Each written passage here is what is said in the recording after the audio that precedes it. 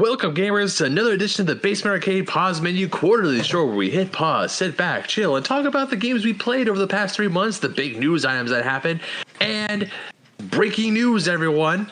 It finally happened. After months and months of trial and error, blood, sweat, and tears, I finally beat Legend of Zelda Tears of the Kingdom. And it only took me over 6 months to do it. Da, da, da, da, da. Just the saxophone enters out of nowhere, like from the big trailer. And of course, I am joined, as always, by my bros from the Fake Nerd Podcast, Ryan Eliopoulos. Yo, what's up? It's Mr. Video Games. And of course, Sparks Whitty. Hey, I'm also here. I sometimes play video games. Sometimes play video games. We played. Well, actually, yeah, it's been. I want to say this last quarter has been. We haven't played a whole lot of Fortnite this time. No. Yeah, I have alone, but that's because I'm a lonely individual who loves playing video games by himself. But it's mostly just me. Oh, I need to make sure I get this skin and this skin and this skin, and I got them, so I don't need to play until you guys play. Yeah, and when I was playing, I was like, "Oh, hey, look, Optimus Prime! I should totally try to play to get that skin." And then life decided to intervene, and all of a sudden, it's like, "Oh, when does the Fortnite season end? Oh, it ends next week." Yeah, and I'm at level 13. I'm halfway there. I'm at 50. Again, I got Ahsoka. You know, if Optimus Prime was like a V-Bucks affordable, I'd probably get it. But there's also like Nightmare Before Christmas. We're gonna talk about Fortnite later. We'll talk about Fortnite later. Yeah, we are. So, as usual, when we do, or if I remember correctly, because every time we do a quarterly, it's like it's only been 3 months. How does Ben always forget how these shows work? Well, this one's late. We are later than usual. Yeah, on this one. Yeah, we are. We've been doing a lot, specifically on Basement Arcade. So. Oh yeah. So our focus has been elsewhere. So it's not like we haven't done video game stuff. It's true. No, it's true. I mean, if you look at the Basement Arcade playlist, you'll see that there's a whole bunch of spooky games up there.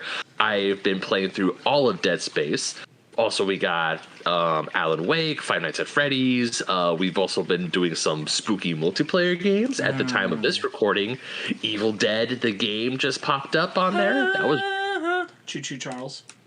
And oh yeah, Choo Choo Charles. How could I forget about that devil spider train? Ugh. It's the best train. The only train you need. Screw you, Thomas. No, Thomas is better. I like Thomas the Tank Engine. Thomas doesn't try to murder you. Yeah, but he doesn't have like 8 spooky legs. And that's what makes it worse. Yeah, I guess. Sure, okay. But first things first, we're going to talk about some big news items before we get into all the video games we played. And besides me finally beating Legend of Zelda Tears of the Kingdom, Microsoft, we're just going to dive right into it, gentlemen. Microsoft, Activision Blizzard, after almost 2 years of legal battles, both here in the United States and in the UK, it finally happened. The deal was approved by both governments. Microsoft are now owners of Activision Blizzard $69 billion later. Nice. And you know what, Ben? Nice. Thank you for saying 69, because the cowards and other stations aren't reporting that it's 69. They're rounding down. 69 is the number, you should say. I mean, it's 68 point something billion dollars. No, it's not. It's 69. It's 69 billion. That's 69. Nice. But still, this is quite possibly the biggest video game merger ever. Yeah. I mean, it's definitely the most expensive one definitely the most expensive one that's come to light, because I mean, video game mergers has happened before. Sony has gotten a bunch of studios. Microsoft sold off some of their studios. It happens Square. a lot. It happens more often than we talk about it, but it's mostly with smaller studios. Like PlayStation loves to, like, all 3 companies honestly love to gobble up the smaller studios, so they have, you know, in-house games that they're ready to go. Yeah. But this is a big one. I mean, of course, there's the famous EA kiss of death that whenever EA acquires a new studio, it's like they're gonna shut down almost instantly. We are thankfully, well, not thankfully, because studios are getting shut down like left and right, so it's like the worst time to be in the game industry. But we are luckily out of the AI being like the worst company ever, because like now they're doing good stuff. Like the era of them putting out a Call of Duty, a Guitar Hero, and Assassin's, like the annualization of games and ruining them is thankfully over. We just had a new Assassin's Creed come out, the first in 2 years, and that's like a return to form, which a lot of people seem to like and a lot of people don't like. But like that was them taking a step back and looking. So like we're thankfully out of the really bad era of like the 2010s. Yeah. Yeah, that's nice. But the focus of right now is about EA, or not EA. You say their name, they're stuck in your brain. It's about Microsoft, Activision, Blizzard. I have an article pulled up on my phone from Polygon about everything that happened with Microsoft's acquisition, like from the very beginning, essentially straight up to the UK and the United States governments, essentially saying that we will allow this merger to happen. Because a lot of time, because Sony was throwing a bit of a hissy fit, saying that it's going to be uncompetitive, that their players aren't going to be able to experience Call of Duty, because there's all this stuff. Because with Microsoft buying Activision Blizzard is a huge. They have a whole bunch of studios on their own already, both for on the mobile fronts, Toys for Bob, because that developer was, or that studio was the one that made the amazing Spyro and Crash Bandicoot remasters. You have, of course, you have the infamous Candy Crush King developers, or who made the Candy Crush games for their phones. Yo, hey man, like 50-year-old people all over the world scream for that game. People love Candy Crush. That they do. But before we like really get into the nitty gritty, what are your thoughts? I want to hear your guys' thoughts on this deal finally going through. Do you think this is going to be good for these video games, these franchises down the line, or is it still just too early to tell? Like, what is your speculation? Well, because I have some thoughts on this. Well, yeah. Well, first of all, the monopolization of any industry is not good. You know, we're seeing it in the movie industry all the time. Games, it is slowly becoming more of that. I'm not going to be playing devil's advocate because, again, like a $70 billion deal to acquire one of the two biggest studios ever, to be under just one studio, like, that's never a good thing. But in terms of Xbox itself being the ones to own Activision Blizzard, this is a good thing because the workplace nature of Blizzard and Activision, the past couple years has been horrible. They've gone through so many legal mumbo jumbos, whether it be sexual harassment or treating your employees wrong. Bobby Kotick is one of the worst people alive. You can look at any statement he's ever made in the last couple years. He's a terrible person. Luckily, he will be leaving after the next year. He's still on board for now, but he'll be leaving with a sweet severance package of millions of dollars probably. Right. But in terms of Sorry, just to put a pin on that really quick, because I heard the story thanks to our friends of the podcast, Gamers Week. Apparently, Bobby Kotick had this big Activision Blizzard like Zoom call, or it was a Zoom call or something that all the employees, I don't know. It was like this big thing, and he hired James Corden to host it. Yeah. And it's like, okay, why James Corden? That's all the answer you need, bro, is that Bobby Kotick's like, you know who I want to talk to about this stuff? James Corden. That's all you need to know about the man. That was also a really enlightening view of just like, man, this guy's incredibly out of touch with the industry and just being someone in video games. But do you have anything to say before I go into it further?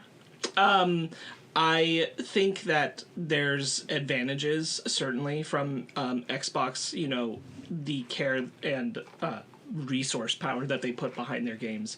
But I think when it's in conversation with things like the purchase of, the name is escaping me, but the Doom studio. Oh, that's id Software. Yeah, Bethesda. Bethesda. When it's in conversation with Xbox acquiring all that amount of big name properties, I think it's inevitable that down the line this is going to be something that's going to bite all of us in the ass. Sure. Game Pass is a model that is working great. It's wonderful right now, as the company's willing to take it at a loss to itself. Only because it's Microsoft and they make more money than they could ever spend. So like, good on them for. Like, Game Pass is the best thing in video games. But the more that they're able to control such a large library of the video game market, the sooner they'll be able to like slow down that faucet and say, all right, but now how much are you willing to pay for it?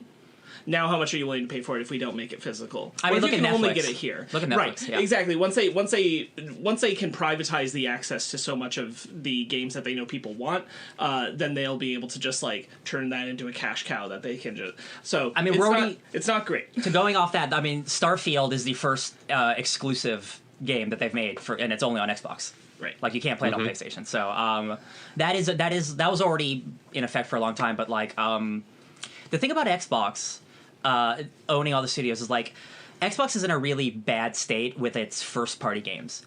Xbox is not like PlayStation. Xbox does not have a single really good first party. Like Halo launched horribly. We are years past into Halo, and it's getting really good updates now. But people have turned on Halo significantly. Like no matter how much goodwill they can put into it now, people are kind of done with Halo. Redfall was the really big exclusive, the only big exclusive to come out this year. That game is not good, you guys. I tried it. Guess what? Game Pass. It's not good. And then Starfield, as you mentioned. Yeah. Starfield isn't turning the conversation the way that I think everybody thought it would. That is a Bethesda problem that Xbox incorporated, and I will talk about Starfield later because I play way too many games. I mean, I do want to talk about Starfield for a very hot second. I will say right off the bat that I am glad that I was wrong because I was hoping when we were talking about Starfield and Bethesda's Bethesda. Because I remember the last quarterly, Ryan, you and I got into it a little bit, and how I was saying that hopefully Starfield doesn't crap out because of all, Bethesda's known for bugs. It's known for games, like, we remember the whole Bethesda, what was that project that they had where a bunch of, essentially they're letting modders finish their games for them. Oh, that's every Bethesda game, but that's just because... Yeah.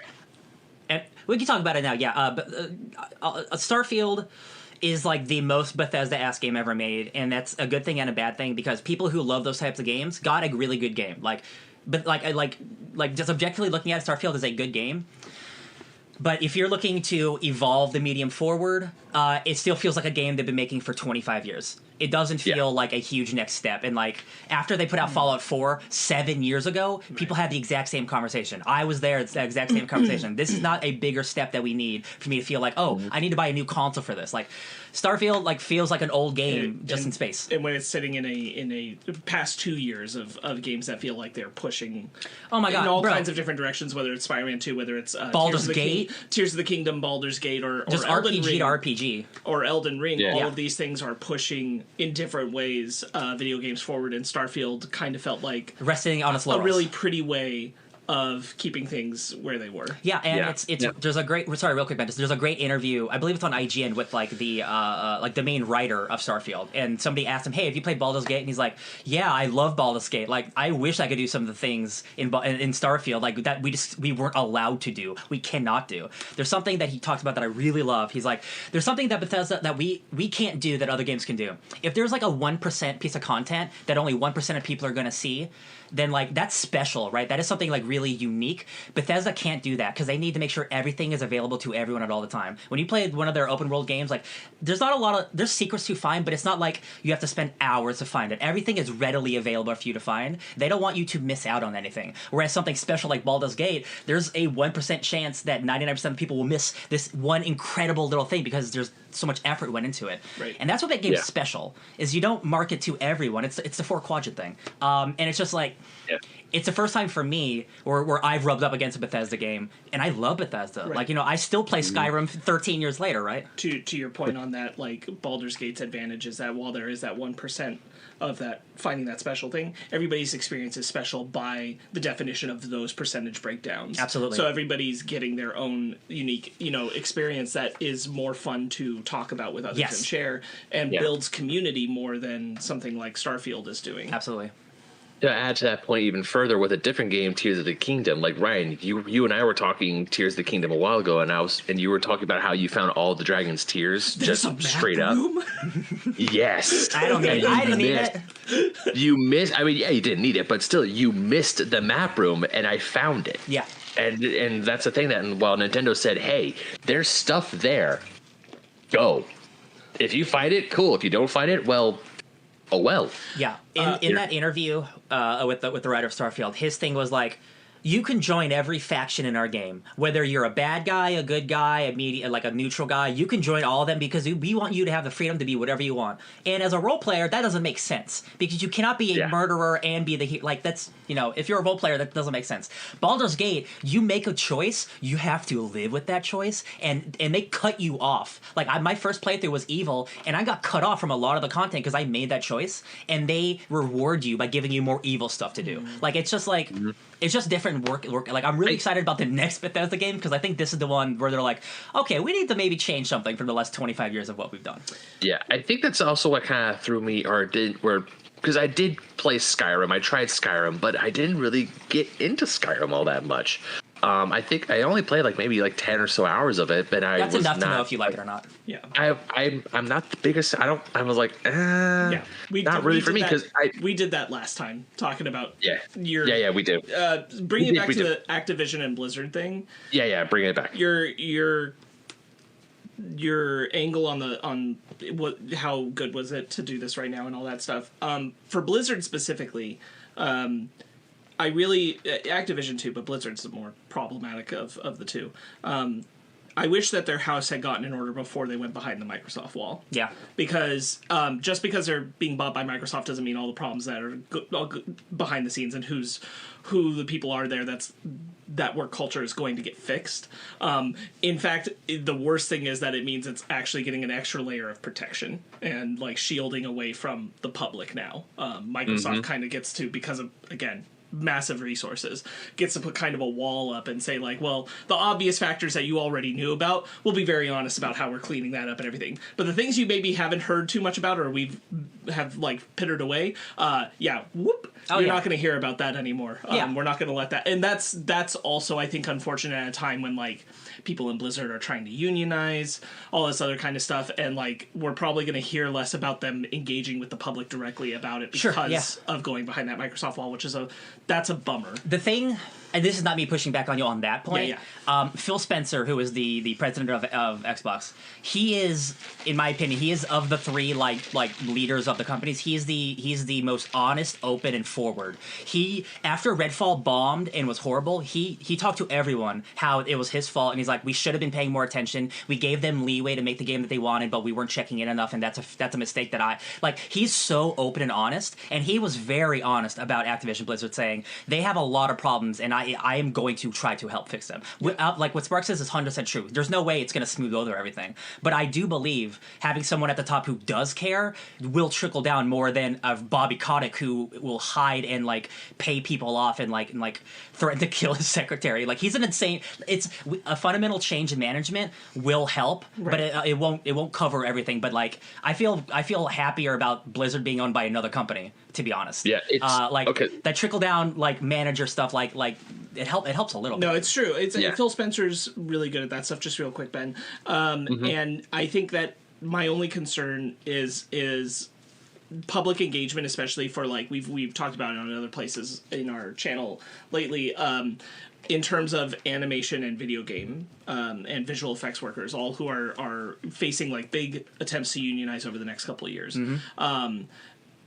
I'm nervous for them that the public engagement for that and the public support is going to go down because they're not going to be able to talk about it the same way that they were when they were able to kind of go loose lips on Blizzard at the end there. I do think this is less of a Phil Spencer thing, and that's more of a Microsoft thing. That's more of a really big company doesn't want unionization being talked about. That's going to happen, and that does bum me out because you get a whole nother layer of a workforce that's trying to say, hey, we don't want you engaging with the public, ramping up talk about unions. Absolutely, that's an incredibly good point. Yeah. My whole, before we get into the nitty gritty of the deal, my essential thoughts, they're both good and bad. Because I 100% agree with Sparks that when someone at the very tippy top actually does essentially give a shit, and they're like, hey, we acknowledge the problems, we're going to try our... When Ryan says it, God damn it. It's okay. But when someone gives a shit at the top, and hopefully it does trickle down and things do work out and things at Activision Blizzard, specifically Blizzard, do get a little bit better, and hopefully that improves the games, because we all know the giant controversies and the giant scandals with Overwatch 2 and Diablo 4 at the moment. Yeah. It's just people are playing them, but at the same time, those games aren't what they used to be, and people are upset about it. I'll tell you the Overwatch 2, because I was talking with a friend who I won't name, whose father works in Blizzard, and the internal morale, if you weren't part of the team, and you had just like been you're a person who works at a different part of Blizzard, but you were excited and you were supportive, and like Overwatch is one of those things you champion, the morale around the Overwatch 2 news has really taken a blow to the staff. I believe it. In Blizzard, who has been like championing, like, yeah, Overwatch 2 is going to be a great thing. It's kind of like going to be our next big, like, people were like, this is like the next big thing that Blizzard's going to have. Like, this is going to change people's minds about what Blizzard's able to do on quality and all that. And that's because, like, internally, that's what they're being told. And then... And Diablo 4 is one of the highest reviewed games of the year. It is an incredible game. That being said, it is riddled with the shitty battle pass microtransactions that every game has. And that sucks because, like, not to give Overwatch 2 credit, but that is at least a free-to-play game. Like, you don't, like... It is not a $70 game. You still have to spend money on that shit, right? Like, it is a quote-unquote better model for that, even though it's still $20 for skins is, like, unreasonable. I actually played Overwatch 2 yesterday because they have a great Halloween mode where Diablo 4 it has a crossover.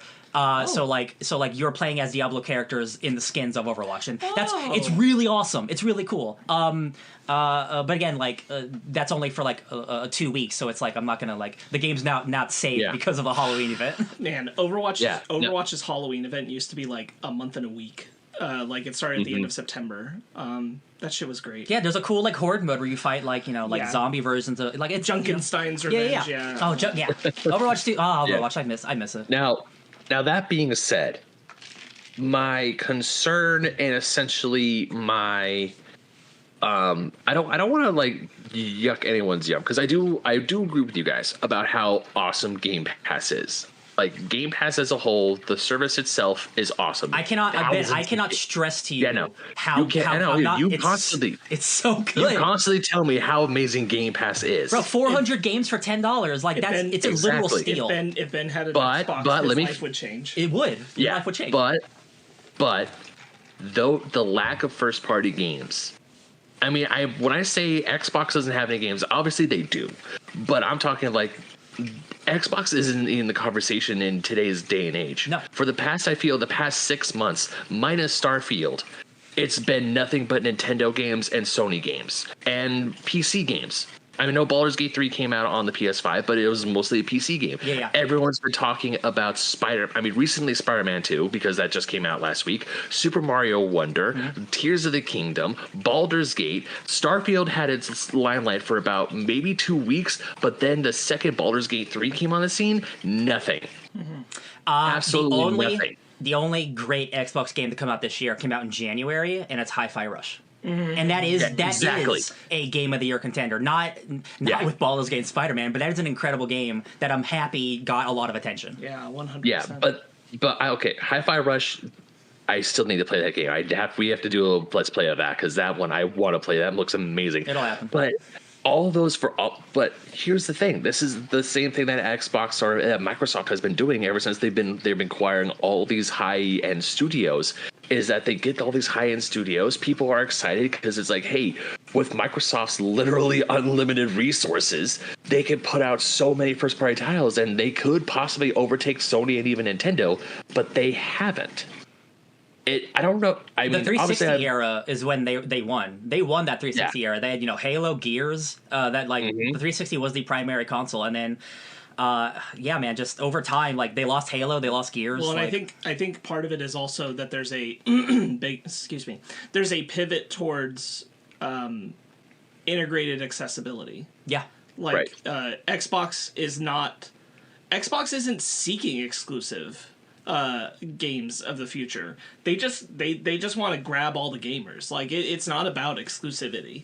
And I think with that not being a forefront priority, that's one of the reasons, Xbox exclusive games are not necessarily being devoted a ton of time and attention Which is to. why, again, like Phil Spencer said this is why they acquired Blizzard Activision. Right. Because they don't have they don't have Halo anymore. Halo was the biggest game franchise in the world, and now nobody cares about it. There hasn't been a Gears game in like 5 years. There's a new one coming out. It's being worked on, but it's been 5 years. Like, people don't care about Gears anymore. Like, the Xbox, like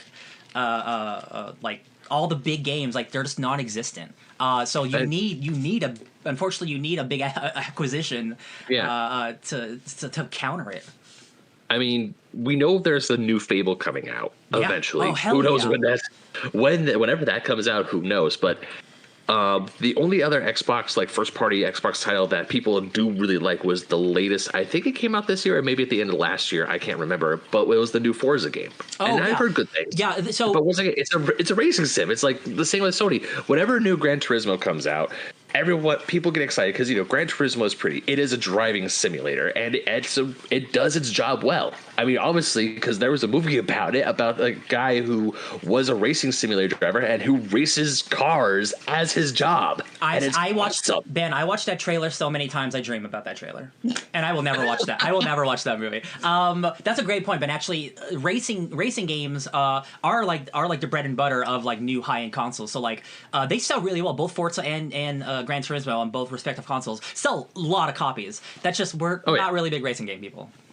I mean, I'm more of a kart guy because when I was a kid, I was like, yeah, I love racing games, but that was because I played Mario Kart and Crash Bandicoot, Crash Team Racing all the time. I love those games. The greatest racing game I ever played, and it's a lot of people's favorite, is the Burnout series, because that's like you can crash Burnout cars. 3D. Yeah, and that's all about, because it's not just a racing game, it's a puzzle game. Like, how do I cause so much destruction? Yes. And every once in a while they'll bring a new Burnout game, but like there hasn't been a truly great Burnout game in a really long time. That's an easy one to bring back. Did you guys ever give Mod Nation Racers a chance? No, that's PlayStation 1, right? PlayStation 3, I want to say. Yeah.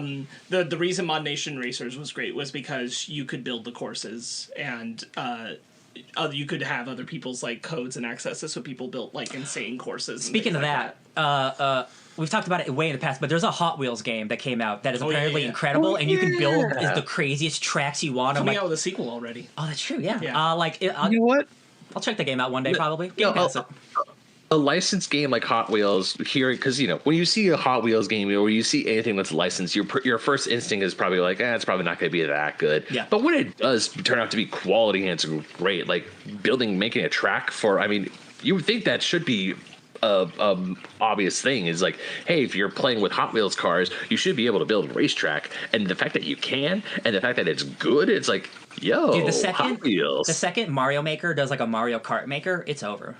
Oh no, we're screwed. Like that's when I get back, because I love, whether it's like survival game or crafting game, I love making things in games. So if you let me make a Mario Kart track, I will never stop playing your game ever. If Mario Kart 9, should that come out in 2030? When Nintendo comes out with their brand new console, when they finally do renounce Mario Kart 9, if they allow a track editor and they put enough care into it as they do with Mario Maker, we're screwed. Oh, Ben, get ready. I'm pretty sure that Nintendo system is going to beat the Switch, and it's probably going to beat the PS2 in sales. Switch 2 is coming out next year. Oh, my heart. It's finally happening. We're going to get a real HD console, dude. They said it's going to have ray tracing, and that is high definition shit. Oh my god! Imagine Mario in like 1080p. I mean, oh my god! I mean, I'm playing Miles Morales on my PS5, and I went to the performance. I made sure I have a performance ray tracing on, and as I'm swinging through New York City, bro, it's like it looks so good. Yeah, and Spider-Man 2 is even crazier. As I'm playing it, because you guys know, I've been playing Tears of the Kingdom ever since I got it back in March, and it has been like finally playing Miles Morales with the ray tracing on. It's just like. And this game is beautiful. It's like you put glasses on for the first time. Pretty much. It's like when I get a brand new pair of glasses and everything is just even more crystal clear HD. I picture it more like a flash bomb with the sun goes out. It's all really bright. Yeah. It's like, what is this? Because I love Zelda. That game's 30 frames per second, and like it runs great. It looks great. But like when you go from 30 to 60, it's just so noticeable. It's so noticeable. even when I was playing Sonic Frontiers early in the year, and I switched because I was playing, I was like, how come this game doesn't look good on? Because I'm watching video tutorials to try and beat this stage that was a little difficult for me. Yeah. And I'm like, how come my game doesn't look as good as the YouTube video? And then I went into it and I switched the performance up, and I was like, oh, that's why. I'm so thankful. Like, I love people who want their games to look better, but perform, like, yo, man, I want it to run good, because that also makes it look better. Right. No, the second I switched it over, I was like running around the island, just enjoying the 60 frames per second glory that was. Because Sonic Frontiers has actually done a lot of really good stuff. They've got a lot of free updates. They've added a whole lot more content. It's like Sonic Frontiers. I'm gonna get to it. Doing. I'm gonna play it before the end of this year. Bringing it back to the news. Yeah. Do we have anything else we want to talk about on the acquisition, Activision Blizzard front? Well, apparently Sony also signed a deal with Microsoft about Call of Duty, so they stopped their little hissy fit. Yeah. According to this Polygon article I have, Sony signs Call of Duty agreement the key that will keep Call of Duty available for PlayStation for 10 years after the acquisition. Sony's Jim Ryan had been holding out, hoping he could help regulators block the deal outright, but it seems he now expects the merger to close following Microsoft's defeat. Jim Ryan is now doesn't work at PlayStation anymore. Not anymore. Yeah. It's unfortunate because it was probably the right tactic, to be honest with you, is hold out and hope that, like, because that was one of the big bargaining chips that the regulators were weighing. They were saying, like, if Call of Duty goes exclusive, that is financial damage to accessibility competitiveness in the video game market. Yeah. So if Call of Duty becomes exclusive, it's like, no, you're really pulling a little too much away. Yeah. It's also like the idea that a Call of Duty can launch on Game Pass is like truly one of the most insane things like you could possibly think of, because that is like the biggest, like, whether they're good or not, those games still are like the highest selling games every year. People buy 2 games a year. It's Madden and Call of Duty, right? Those are those people. Like, there's a whole section of America who just buys those games every year, and there's nothing wrong with that, right? Like, I used to be like one of those people, but like Call of Duty, like launching on Game Pass, like I could see that banner at like an Xbox press conference and like the world losing their minds, because like that will get millions of Game Pass subscribers. I'm not joking. That will get millions of more people to play if you don't have to buy Call of Duty every year. And that's just like, that's wild. It's crazy. That is pretty wild. I mean, I don't like I used to like Call of Duty. Yeah. I've fallen pretty hard off the Call of Duty train. Same. I haven't played a new Madden in years, just mostly because I look at sports games nowadays, especially like the more realistic sports games like Madden, NBA, and I'm just like, I'm kind of turned off by it. I miss the old arcadey type games, NBA Streets. Yeah, NBA Street, NFL Blitz. My big thing against sports games lately has been, the past few years, has been the increasing amount of use of college players, but without compensating them. Oh, yeah. Yeah. I mean, college players don't always get that raw into the deal. Yes. But the video games have been taking advantage of that. It's true. But actually, there hasn't been a college game since 2014, and they're making a new one now because the NCAA they finally signed an agreement, so they will give college players compensation for it, which has been a big thing that they haven't done for years, because, the NCAA I was going to say, this has been more prominent as a problem past few years in basketball games. Oh, yeah. Yeah, definitely, because your Final Four, those are always big money makers. But also racism. That too. Oh man, I had a thought about something and I completely lost it. You said they signed the deal with so that they college players can compensate. That's where you were. No, I remembered. It was just going to be a joke because you know how Taylor Swift is dating Travis Kelce of the Kansas City Chiefs, and all these new people are watching the Kansas City Chiefs games because someone made a mock-up called Madden 24, Taylor's version, and they put Taylor Swift in her jersey. Boy, it's really true because like my wife knows how football works now. All it took was Taylor. All it takes is Taylor. Taylor, football version. I am just happy that more people are. I mean, look, and the NFL is like a giant dominant force in the United States already. Yeah. And I mean, I'm not going to be mad that more people are wanting to watch football. It's fun. I like it when people come into a thing that they didn't really care about. I just find it fun. I mean, there are some people online who are like angry about it. It's like, oh, the Swifties. It's like, just let people enjoy things, man. Shut up. But going back to the Microsoft merger with Activision Blizzard, I hope that, I mean, I've never been the biggest Xbox guy. I mean, like Ryan said, I don't care about Halo anymore. Gears of War, we had Gears of War 1 and 2 on the 360, hours went into those games. They were fantastic games. But I noticed a lot of the games I wanted to play on my Xbox 360 were also available for the PS3. And then when, of course, PS4 and PS5 come out, the PlayStation had the games I wanted to play. I look over to Xbox. The only like truly Xbox exclusive games I would like to try out.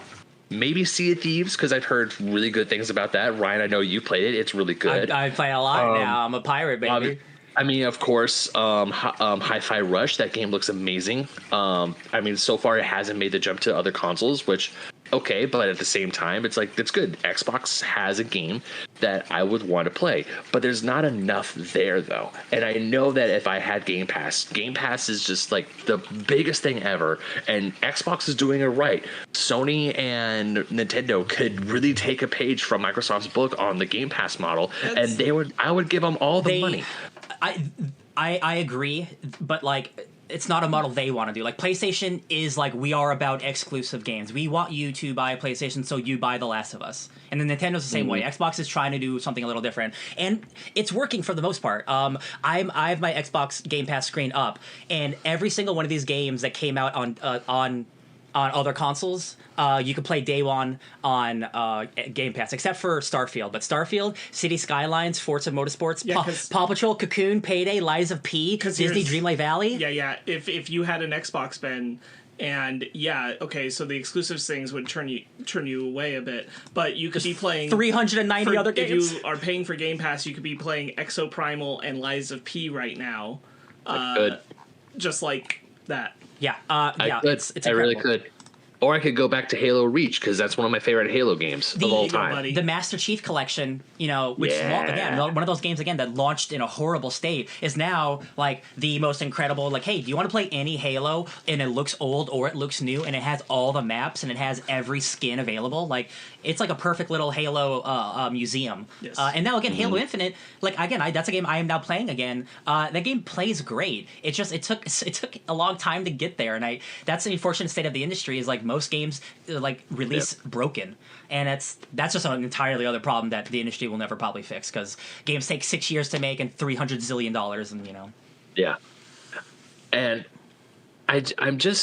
I want to go into this whole deal, this whole merger, with very cautious optimism, because Activision Blizzard, because Activision by themselves, they own a whole lot of studios, and then they do a whole lot of crappy things, like Toys for Bob, the team that after they made Crash Bandicoot 4, It's About Time, amazing game, fantastic. So many people were happy that Crash Bandicoot has made this great return after the Insane Trilogy, Nitro, CTR, Nitro Fueled, and a brand new Crash game, a return to form Crash game that people were excited about. I haven't played it, but I bought it and I was like, I'm not getting rid of this, because I've been wanting a new Crash Bandicoot game for a long time. Sure.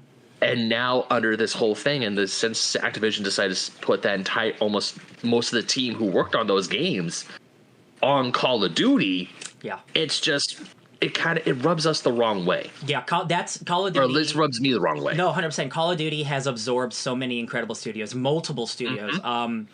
Ravensoft is an extremely awesome, like, not B tier, but like they make like middle range games. They don't make the highest end games and not lower games. They make games like Singularity and just like really great like first person shooters. And they were unique and they were singular and they sold well, but they didn't sell well enough and they just got absorbed. And there's so many studios, like Neversoft, the original creators of Tony Hawk's Pro Skater, they are just Call of Duty people now. And I'm just like, and like this is one of the things where like, if PlayStation bought Activision Blizzard, I would feel considerably worse. But the fact that it's Xbox, it's kind of like the lesser of two evils things of like, at least with them, like I feel like they're not going to be as restrictive and as beholding as to a PlayStation. Because then if it was just PlayStation, then like, man, like a lot of that shit probably would get shuttered. Sure. Like PlayStation's like, they're not as good as some of the things Xbox is doing in terms of studio management. Right. But that's because Xbox right now is in a building phase. They don't have any first party games, so they are building the reservoir, and it's going to take years to get there. Redfall and Starfield were games years in development before the Bethesda thing happened. So those were just some acquisitions. Yeah. Now the future is like, okay, Xbox, what are you going to do with these studios now? And that's the future is what I'm excited for, because like Xbox cares, and not that the other studios don't, but like Starfield is a good game that could be considerably better, and I think under Xbox Bethesda will improve. Yeah, it does feel like Xbox is like holding itself to try and stand out in the next generation. Yes. Like it's kind of counting this generation as a loss. Absolutely. And it's like we're going for the future. Phil Spencer has said that on interviews, like, yeah, like there isn't a console war, but if there was, we lost this generation. And I'm like, bro, like you're so honest. Yeah. He's crazy. Yeah. All right. Well, we're 40 minutes in and one news item down. So I don't got a news item, so that makes it easy. Shall we go on to anything else? Real quick, Yes. I'll just mention one of the other news items. We don't have to spend a ton of time on this one. Gundam Evolution was a game that Ben and I quite enjoyed, but we said then, and we meant it, and it's obviously true, the live service model was going to kill it. It did. It's being shuttered as far as like support on November 23rd. It was originally it'll go not away. live service, right? There's when originally. Nope, it was always live It was service. always okay. It was okay. always Yeah, live it was service. live Sorry, service. that's the thing. There's a great video on YouTube by Nerd Slayer Studios, The Death of a Game. Gundam Evolution, they didn't want it to be a live service game. They wanted it to be a $30. That's very clear. Yeah. In construction. Yes. Outside of like the live service battle pass stuff. Yeah, that's and there. the studio said no, that's not the model we want. And then, so not only did they say no to a better service model, when the service model they wanted didn't work, they canceled the game. So the studio could not win regardless, and that really sucks. It's like the Eric Andre meme of like them shooting the guy, and then Turner was like, "How come that happened? Why would you do that?" Absolutely. Yeah, exactly. Because when Sparks and I did play Gundam Evolution very briefly, I thought it was great. Having a game where you can play as a lot of different mobile suits from a lot of different eras of the Gundam, because we all know Gundam is giant. It's over 40, close to 45 years old, and there's different universes, different so many things. Gundam so many Overwatch. Yeah, essentially it was Gundam Overwatch, but it was fun. Yeah. But that Battle Pass live action bit just. I will say they're throwing everything in the kitchen sink into the last season that they possibly can because they want to go out with a bang. Yeah. They're ending service on November 29th. If you want to check it out, it's really sad because I do think it's a Gundam fan's dream. Yeah. For a video game. And that's really a bummer. Yeah. I'm so tired of really great games like this. Games that are like, your audience, you've pandered to that audience, you've got them. This is a game for that audience. But the live service model is going to kill you. Knockout City. And that's just there's tons of them. We've talked about them time, and I just don't understand how the industry is still chasing Fortnite like it's a sustainable model when all these games keep failing. Yeah. It's not the future. It's just not. You can only have like 2 at most that actually succeed on the market, and everything else will not. It sucks again because it's these shitty businessmen upstairs. I'm frankly stunned Fall Guys has still survived. Well, that's because Fall Guys makes a lot of money. It does. A lot of money. But I'm stunned that it pulled that off. Yeah. Because I really was nervous Fall Guys was going to fall to the wind. See, but good for Fall Guys. Fall Guy, and this is not to disrespect Gundam Evolution, it is not an original idea of a game. Right. Fall Guys there's not another game like Fall Guys on the market. Yes, that's true. So it is one of those things. And it's got really direct and easy accessibility for everybody. Yeah, and it's on multiple consoles. Play it crossplay. on everything. Yeah, so yeah. it is a bummer. Again, it's like Fortnite and Fall Guys are kind of like the big ones. But Gundam Evolution really just real quick, Ben. Gundam Evolution is just so sad to me because as someone who was getting deeper into their Gundam lore and seeing, wow, they really brought every era, everything to the table, and made it feel like it's representative of as it was in the show, and it's well designed and it's fun, and to see that mired, as you said, a $30 game, it would have succeeded. It would have had the Gundam heads. Yeah. That would have been enough for it to, and then more people would have trickled onto the game over time, and $30 would have done it, and then it would still be around. Also, but this the live game service model is the game has not been out that long. No. It was like a year, right? 2 years? Less. Yeah, that's shitty. You don't even give the game a year. Yeah. That's crazy. And again, the developers clearly love this game and put passion behind this game, but it's always the people upstairs who are like, not enough money, get it out of here. Because they just don't care. I mean, this is Bandai Namco, and Bandai Namco, I mean, they at least gave Pac-Man 99 like 2 years, I want to say, until they finally decided to shutter that. Games should not be shuttered.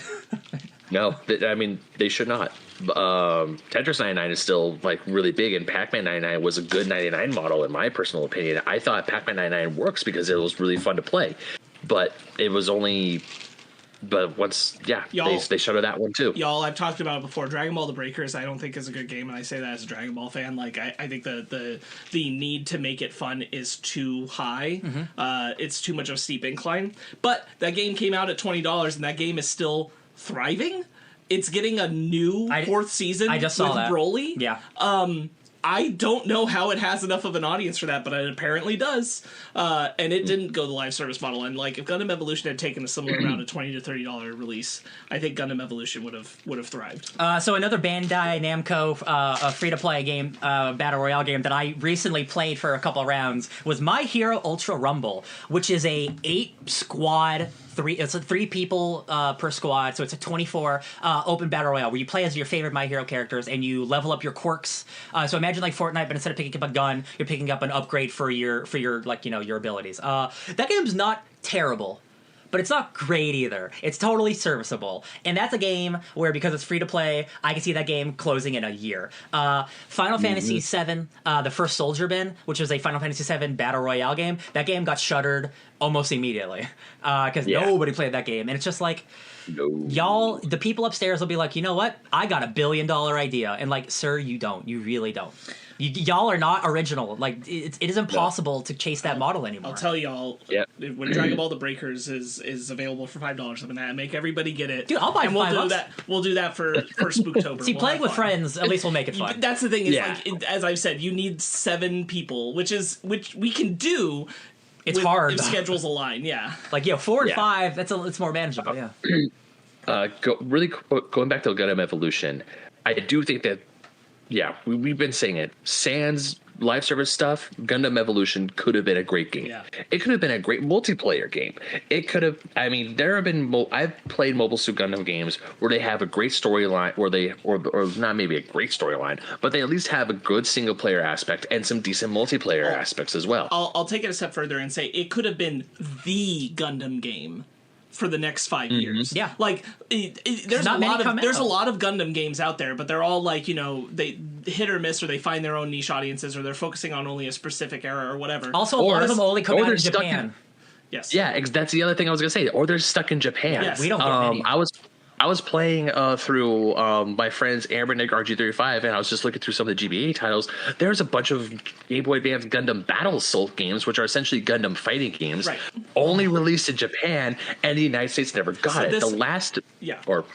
My personal favorite Gundam game of all time is Mobile Suit Gundam Federation vs. Zeon, which is essentially you play as a pilot, and the main story is you fight through the entire war. Sure. You pick a side. You're either fighting for Zeon or you're fighting for the Earth Federation, and you just go. And I love that game. That's really cool. And I think there's a lot of cool Gundam games out there. I do think people have been itching for one that was like, I can pop on with friends. I could be any Gundam I want. Yeah. And I do a mission with them, or I fight, for whatever the objective is with my friends. All of us playing whatever Gundams we want from whatever era we want. And it looks great and it plays great. Mm-hmm. That was this. And like, this should have been definitional, like, well, what's the like blanket umbrella, like, if you're a Gundam fan of any kind, what's the game that you gotta go to? Gundam Evolution. Gone. There's a franchise that I've been trying to find a way to emulate. It's called Super Robot Wars, and it is a crossover of all the big robot franchises in Japan. So Gundam, Evangelion, all of them, and it's like the Avengers of robots, and they never come out in America, and I'm so mad about it. And I still haven't found a way to play them. I want to play them so bad. I want to fight a Gundam and an Evangelion. Come on. Yeah. It's just one of those things where you see the stuff in Japan, and you don't cringe, but you're just angry because you're like, I will give you all the money to play this. Just translate it, please. Yeah. And then thankfully there's fans translations out there, but sometimes they're not good. Yeah, American Evangelion content, besides obviously like the movies and TV, like that stuff, like we don't get it. Books. We get No. we get almost all the books. Yeah, I'm talking about multimedia stuff. Like every single video game has never come to No, I America. get you, I There's get you. literally there's dozens since Yeah. the 90s. Yeah. And I've had to import them or illegally download them. And I don't speak I don't just read does- Japanese, which just, so I don't like- even know what I'm doing. Which just like doesn't make sense in the digital age. Yeah. I understand not wanting to ship a bunch of like physical releases when you're not sure what the market But still is, being like, region locked. Yeah. I think this will change over time too. Like anime is clearly like Yeah. so big, and it keeps getting Oh, bigger. yeah. Like video games and anime are kind of the future of like younger generations. How the things they reference, the things they communicate with each other through are largely anime and video games. That's true. And I think that trend's going to continue. And like video games are always a little bit behind in that sense, but like I do think more 'cause it's new. they're going to realize that it's not just the shonens that do well internationally, and we'll start to see more of the video games related to that content come over here and trickle in, especially as more indie games take inspiration from anime and are doing well. I mean, they're seeing that. Just look at, it's technically an indie game, but Five Nights at Freddy's is one of the biggest franchises in the world, and that started as like one guy who made a game like Sure. in his like office. Like that's really cool. That like that is a phenomenon with kids now. Yeah, right now the biggest indie game that I would argue one of the biggest indie games that came out this year, and it's also Game of the Year contender, is Sea of Stars. Guess what that game is highly influenced by? Chrono Trigger. And guess where I can play that, Ben? Game Pass. Game Pass. And I also am able to play it because I was able to download it on my PS5. There you go. Beautiful. Ben's like, look, Sometimes as long as I can get it on my PS5, then whatever, it's fine. Because I could play, I was available free for download for PS Plus subscribers, Yeah. and I was like, yoink! Especially because I've heard nothing but amazing things. Like the week that game came out, my Twitter feed was just all Sea of Stars, and I'm like, ooh, City I of got Stars. All I right. got the itch. I want to play it. But yeah, moving on from another bit of news real quick. We all know what's going to happen someday. It is a little bit bittersweet, but Charles Martinet has officially retired as the voice of Mario. Wahoo. And we all thought Super Mario Wonder was going to be his last game. Nope, his last project was the Super Mario Brothers movie that came out earlier this year. He did a send off. We have He did a send off to his babies. Yep, he did do He played the a dad. send off. Yep, he played the dad, and now Nintendo has decided to make Charles Martinet a Mario ambassador, which he doesn't even really know what that means. But what we can tell is that Nintendo's still gonna pay him to go to conventions, to go sign stuff, and still, celebrate Mario as the character he's been playing for over 20 plus years. Yeah, being the ambassador means he's just going to do the exact same thing he's been doing for the last 25 years. He's just not going to be voice for Mario anymore. That's all it is. I said it when we talked about it, and like I no shade on the person who's taken over for Mario Wonder or saying they're doing a bad job or anything like that. It's not my intention. I just think it's a shame after that long career that what Charles went out on is the Mario movie and not a Mario game. Yeah. That was like, hey, and the way they announced it, like Wonder's trailer was out, and then they're like, Charles is retiring, and they're like, wait, was that not Charles in the trailer then? And they're like, no, it wasn't. Yeah. He's not coming. It's not gonna be this game. This is not his swan song. That already happened. And it's like, oh, okay. Yeah, I was hoping that his swan song would have been Odyssey 2. Or at least the next big Mario 3D title that Nintendo's working on. It's probably going to be a launch title for the Switch too. I was hoping that was going to be Charles Martinet's swan song. I think even if it was just Wonder, I think that would have been. Yeah, well, Wonder's been fine. giving. Yeah, Wonder has just been getting absolutely rave reviews. It is. I would say Wonder is I don't want to say a return to form. I haven't played the game yet, unfortunately. I've just been going off of reviews and what people have been talking about online. It's a breath of fresh air, not to bring Breath of the Wild into it, but a lot of people have been kind of burnt out on, like, do you guys remember the new Super Mario franchise? Yeah. That's when I zoned out of Mario. Yeah, like after a while, it's like, okay, yeah, but what's the new stuff? Here comes Wonder, and it actually is new stuff, and it's new, a lot of new great things. Absolutely. So I think, and I do agree with you. I wish Martinet would have went on a different note. Mario Wonder is a completely new thing, so I don't think they wanted him to be the old voice with all new stuff, because it is not just a new Mario game. It is a different Mario game. Like it is not just a traditional platformer. Like people are talking. There's dialogue in the game. It is not your traditional side scrolling Mario. So like it would have been cool. Like they wanted to do a fresh, clean slate. Yeah. So like I do agree. Like it would have been cool if there was like Odyssey 2 or whatever, like Mario Universe just or whatever. Some game that it's like and like that the fans knew ahead of time. Not like, hey, by the way, that last game, that was his last game. Yeah, the one from 5 years ago or 4 years ago. Yeah, I would say it's a bit of a bummer, but because if they said, "Hey, this game was going to be his last performance," it would have flown off the shelves. Nintendo rakes in the money no matter what. Mario's going to sell regardless of who voices him. Yeah, exactly. Yeah, Mario always sells. Kids don't know who Charles Martinet is. No, I mean us older guys do. But yes. I mean, I'm just glad that. I mean, I'm bummed that he's retired, but at the same time, he has an amazing legacy, an amazing career, and the fact that he now has a little more free time to go to conventions, because there was a collector con in Long Beach a few weeks ago that I was bummed I wasn't able to go because he was signing there along with the voice of Zelda from Tears of the Kingdom Breath of the Wild. And one of these days, even though I don't have original N64 cartridge, I do want him to sign my 3D All Stars cover someday, because it has Mario 64, and that was the first big game that he voiced Mario in. Yeah. Right, sure. I get you.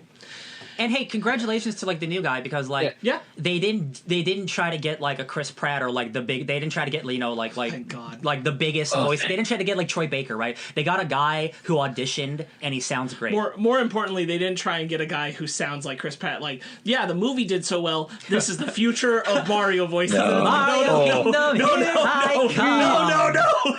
We would have righted, but. Also, Sparks, thank you for giving me this, by the way, the pre-order Mario Wonder print. Sure. I haven't found a place to hang it up yet, but either way, this I mean, just from what I've seen, this game, it's only been out for a few weeks, but I can already tell another Game of the Year frontrunner, or at least nominee at the very least. This is it's not me saying it; it's the entire industry. Like, this is the greatest year of video games ever made, and it's honestly a lot of it because of the pandemic, because multiple games have been delayed into the next year. So like some of these games would have either came out next year or last year. But like I'm talking about like 6 games that are like all Game of the Year contenders, right? And that's and I haven't even gotten to Alan Wake, which is probably the one I'm the most excited for at this point. Sure. But what a year!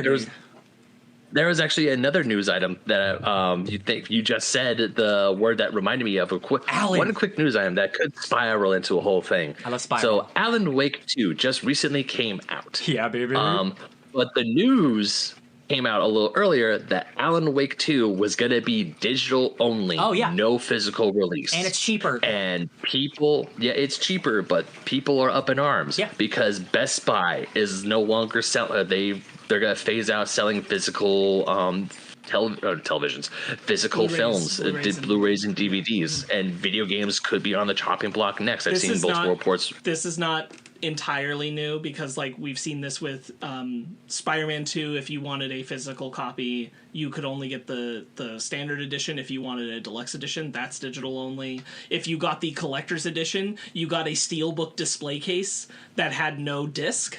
Same thing as God of War Ragnarok. That's a trend I need to die. Yeah, I do not like that one. The collector's editions, the collector's editions continue to, because of that last step I mentioned. Because the digital deluxe edition, so they want you to have the deluxe edition of the game. If you're getting the collector's edition, you deserve to have all those extras. Yeah. Well, that's a digital only thing.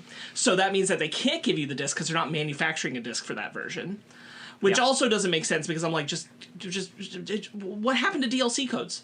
What happened to the codes that, like, if I got the deluxe edition, the code's just sitting in the thing, or it's emailed to me and I download? Why can't we do that? And you know what the problem is that they keep doing this, and not us, but people keep buying them. People keep buying People keep buying them. Yeah. People want that 19 inches of Venom. You know what I mean? Mm-hmm. I mean, that statue's pretty sick. I'm not gonna sit here and pretend I didn't think about it. No, I want those 19 inches. I did, but I was like, I don't want a steel bookcase for a non-physical game. I am like all the Final Fantasy games I've bought on the PS4 and eventually the PS5 era. They come with the steelbook, and they come with the game itself. Yeah. I use steelbooks as like, it's not just something that looks cool on my shelf. It's like that holds my game. That sucker is holding my video game. And because with the news of Alan Wake 2 being digital only and a bunch of other games that are just essentially, and with the games are moving more towards a digital front, and the conversation has erupted again about not digital versus physical, but the dangers of having digital only stuff, because we don't technically outright own it, unlike when we look at physical copies. Because once again, not to bring the devil himself, David Zaslav, into our video game talk. Look, I know, boo hiss, Jesus compels thee, Satan, but he constantly is killing a bunch of fantastic television shows and pulling shows as a tax write-off that we cannot see anymore because they don't have physical copies. Yeah, this goes back to what I was saying about like Microsoft kind of owning that market. Like at a certain point, it gets to turn that faucet the other way. Yeah. It is distressing in the sense that like you don't own a digital copy. That is the thing that always bothers me the most about this. Is like I'm all for like, you know, digital gaming and everything, but the fact that like at any point they can decide, especially if a game is an older game or they don't care about it, they don't support it, they don't sell it anymore, they could just be like, you know what, that's not there anymore. It's very alarming to an extent, because we don't have those kinds of protections as consumers. It's true. To guarantee that those digital things stay in our. I'm not surprised that games are turning away from the physical market, because I do think that there's an amount of them realizing and kind of feeling like we give you so much opportunity to get these games on sale, all these other kinds of things, that they're like, stop buying a physical copy and sharing it with your friends or selling it again. And they don't want that market anymore. I think that's they're honestly done with it. And like, unlike the comic book market where digital comics are the exact same price, Remedy Remedy is its own studio. Like, they're not like, it was their choice to make it digital, and it's also $10 cheaper than every other game. And every game is $70, and I can get this $60. And like, that is $10 is that is a good deal. Like that is specifically for Alan Wake, which is like might be the best looking game right now. It's more troublesome that the others don't do that. Absolutely. That is the big thing. Yeah, like oh my god, like digital deluxe games like are like $80, $90, $100, and it's all just digital stuff. Like you don't own that. The thing is, like I am 100% in agreement, but like it's always been like I'm more of a digital guy than you guys are. I have my Steam library. I have games from 15 years ago. PlayStation isn't shuttering anytime soon. I'm not worried about my copy of Alan Wake 2 disappearing in the next 5 years. Right. It is more movies that have this problem. Like video games, they're a little they're a little more okay with that. Games aren't removed from stores very often. Like Activision, EA, they've done it. Like, oh, the old Assassin's Creed games, you can't buy those anymore because we want you to buy the remaster. That's shitty. But like that is few and far between compared to something the like entire Nintendo DS and Wii U. Nintendo the worst at it. Absolutely. Yeah. And I think that's the concern. Is that also, like, is sorry, just real quick, Ben. I think that's the concern. Is like as a consumer is when you become wholly reliant on the digital game. Yes. It's not even necessarily that like, oh well, they could take it away, but at a certain point, unless things are put in stasis because they aren't there, like we're not there far enough to have like protections in the digital space and everything. At a certain point, the companies can also make the decision, if it is like most of the market is digital games now, they can be like, okay, yeah, you know you have that game, but now you have to pay us access to the game. Yeah. And they can turn games that you purchased into essentially Game Pass. Sure. And I think that's the fear. We're far away. Yeah, I'm not worried about that anytime soon. But I get you. Yeah. But also, just to go to another game series I was going to mention, where they took down all the older versions of it because they want you to buy the new one, and the new version is absolute still crap as far as I can tell.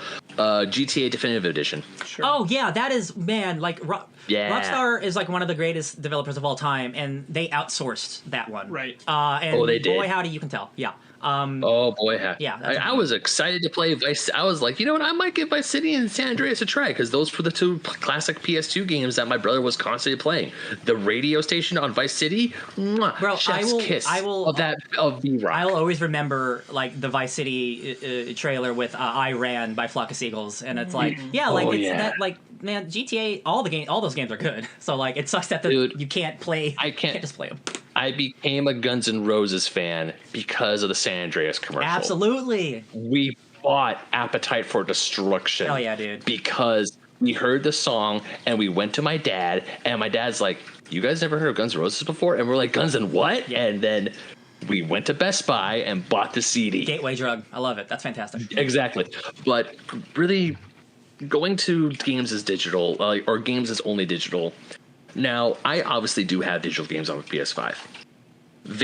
I've bought digital games because they were stupid cheap. They were like $5, $10. You know, they were very easily accessible, or because of my PlayStation subscription, I download them for free. Yeah. And what Sparks was saying, because there was recently, I tweeted about, because I have a Star Ocean game, Star Ocean First Departure R, which is the remake of the very first Star Ocean game. Mm-hmm. And it's been on my backlog. It's a game that's there, and I want to play it because I really enjoy Star Ocean to the end of time. It's one of my favorite RPGs. And for a while, for maybe like 3 or 4 days, even though it had the PlayStation Plus thing, it was locked. And I was like, why did my Star Ocean game get locked? It was available because I had the subscription, and they wanted me to pay for it again. Mm-hmm. And I was like, do I have to renew my license? I'm trying to figure out all these different things. They take games off like by month too as well, which is incredibly shitty. Yeah. And then they brought it back. So it's like, hey, this game that you want is available here. So I'm like, this is just weird. I really hate that the PlayStation Super Plus model, like the Game Pass equivalent, I think is kind of awful, to be honest. Yeah. Yeah, but the thing with like digital games, because at first I was like a little upset, but at the same time, it's like I'll just, if I find the physical copy, I'll just buy the physical copy. Same with Second Story that's coming out or already came out. Because then the physical copy is mine, whereas, yes, I am paying money for the subscription service, but I have access to all of these games, but I'm not paying anything extra on top of it. So I think a great example here is PlayStation 3. I have some digital games I purchased on the PS3. The Sonic Adventures were available at one point. They still are. I have them. I have both of them on my PS3, as long as all three Mega Man Legends 1, 2, and Tron Bonne. Right. One of the Cybertron games, I think. But the thing is, like, I have those digital copies. If I log into my PlayStation account on a website, right, and I look at it and I look at digital purchases, that's under my PlayStation 3 like digital purchases. Yeah. Some of those games, I won't say all, but some of them are available through the system you're talking about, the subscription service system. I own them as they recognize it on my PS3. But because it's a subscription service to play it on the PS5, I can't access digital games I purchased. Mm-hmm. This is some of the stuff where it's like, if it's there, now that it's there, the PS3 thing is there, shouldn't you connect that I own this digital game Another kind of thing? And like, great thing about Xbox. Right. Xbox, you got a game from the Xbox from 2003, baby, you could play it. And not only can you play it, every single Xbox and 360 game has an automatic upscale on the new Xbox system. So every game looks better and runs better because from the Xbox to the Xbox, the Xbox Series X, it's the same. It's like the same Microsoft system. It's not proprietary systems from PS3 to PS4 to PS5. And that's again why Xbox is really great about that stuff. But yeah, that's the kind of shit where it's like, you own this digital game, but you don't own this game. And and like even if you could have access to this game, we're not going to recognize that you have ownership of this game. And as going to like, if we like, this would be a very different conversation if you guys were PC gamers, because PC has been digital for 15 years. Sure. You cannot buy physical PC games anywhere anymore. I don't know anywhere you can buy them. Walmart still has like only the Bejeweled and only like the big ones. I don't even think so. Yeah. I guarantee we go to Target, you cannot buy the new games. They are exclusively, especially games are Epic exclusive. Like so many games come out to Epic exclusive or Steam exclusive. I have hundreds of games in my Steam library that I've owned for over 15 years at this point. Mm-hmm. Like they're not going anywhere. I'm not worried about it. I will say, last time I went to Target, the PC wall doesn't exist anymore. Dude, the PC they have wall, like Bejeweled. They have like those old games, like those old like 40 games in one. Like that's all they got. That's over at Walmart. Like Target, it's just like some PC parts, like maybe a few keyboards. Yeah. But mostly it's like they put the clearance stuff there. They maybe put some of the retro toys there. There's the retro like stuff. World of Warcraft and Final Fantasy 14 like card accounts, because those are subscription games, right? Yeah. They sell those on the wall. Yeah, it's like, hey, here's all the codes with the games that you want. It's like, but I don't want the codes. I want the physical. I'd actually be PC. curious. I'd be curious if like Walmart or Target has a not digital, online shop of games, but I've never even looked because they're definitely not in the store. No. Yeah, PC's been exclusively digital for a long time. Yeah. We've been at this for a bit, and I hate to bring up one other news item, but do we want to talk about or say anything about one that I kind of can't believe we forgot about. The Unreal Engine with the developers. Do we want to touch on that at all? Do you mean like raising the pricing for the developers? Oh, you mean Unity? Sorry, yes. Unity. That's we could touch on it briefly. So yeah, Unity is like one of the premier game development softwares. It was previously a subscription model, whereas like you can get the free version, which a lot of indie developers use, or you can get the subscription version. Right? Hey, you pay a month and you get a catalog of everything you can ever want to make a game. Right? They recently changed it to be an install, like a per install base. So instead of once a month you charge us, every single time someone downloads your game, we charge you 5 cents, 10 cents, 20 cents, depending on how big the game is. And I don't know if I've ever seen a bigger outrage in the video game space, because this was shocking, and it was going to bankrupt indie developers, because there was a thing where it was going to retroactively activate. So if your game sold 1 million copies, you now owe us $200,000, and that is. That is like diabolical. It's like it's the cruelest thing, and they've walked back so much of it, but it is still going to be that install thing, and like developers have like changed their games. Like, hey, we now have to spend an extra year development learning a different software because we're not going to use Unity. Because we're not going to use Unity anymore. The Cult of the Lamb developers, which I really like, coming out being like, well, download Cult of the Lamb by this date, because after that, it's gone. Yeah. And like so many companies were like, we've never made a public statement before, but like this is cataclysmic to the industry. Right. This is cataclysmic to indie developers. And luckily enough people. Oh, and the guy who ran Unity, he resigned after this too. So like shit was real bad there. Thank you for bringing it up. It was, I don't know if I've ever seen a more like vicious time on the video game internet. I actually completely forgot about the whole Unity thing, because I was there. I was looking through my TikTok, and I followed the Cult of the Lamb TikTok page because they're absolutely hilarious. Mm-hmm. And they said, download Cult of the Lamb before this day because we're going to delete it off the servers. And I'm like, what? Why? But the game is good. The game has been doing well. It was one of our top games last year. Why is Cult of the Lamb going away? And it's because of this whole Unity fiasco. And I'm just like, oh, that sucks. It's truly a horrifying, like, absolutely tone-deaf move that they came out with. I was flabbergasted when I saw it, as was everybody.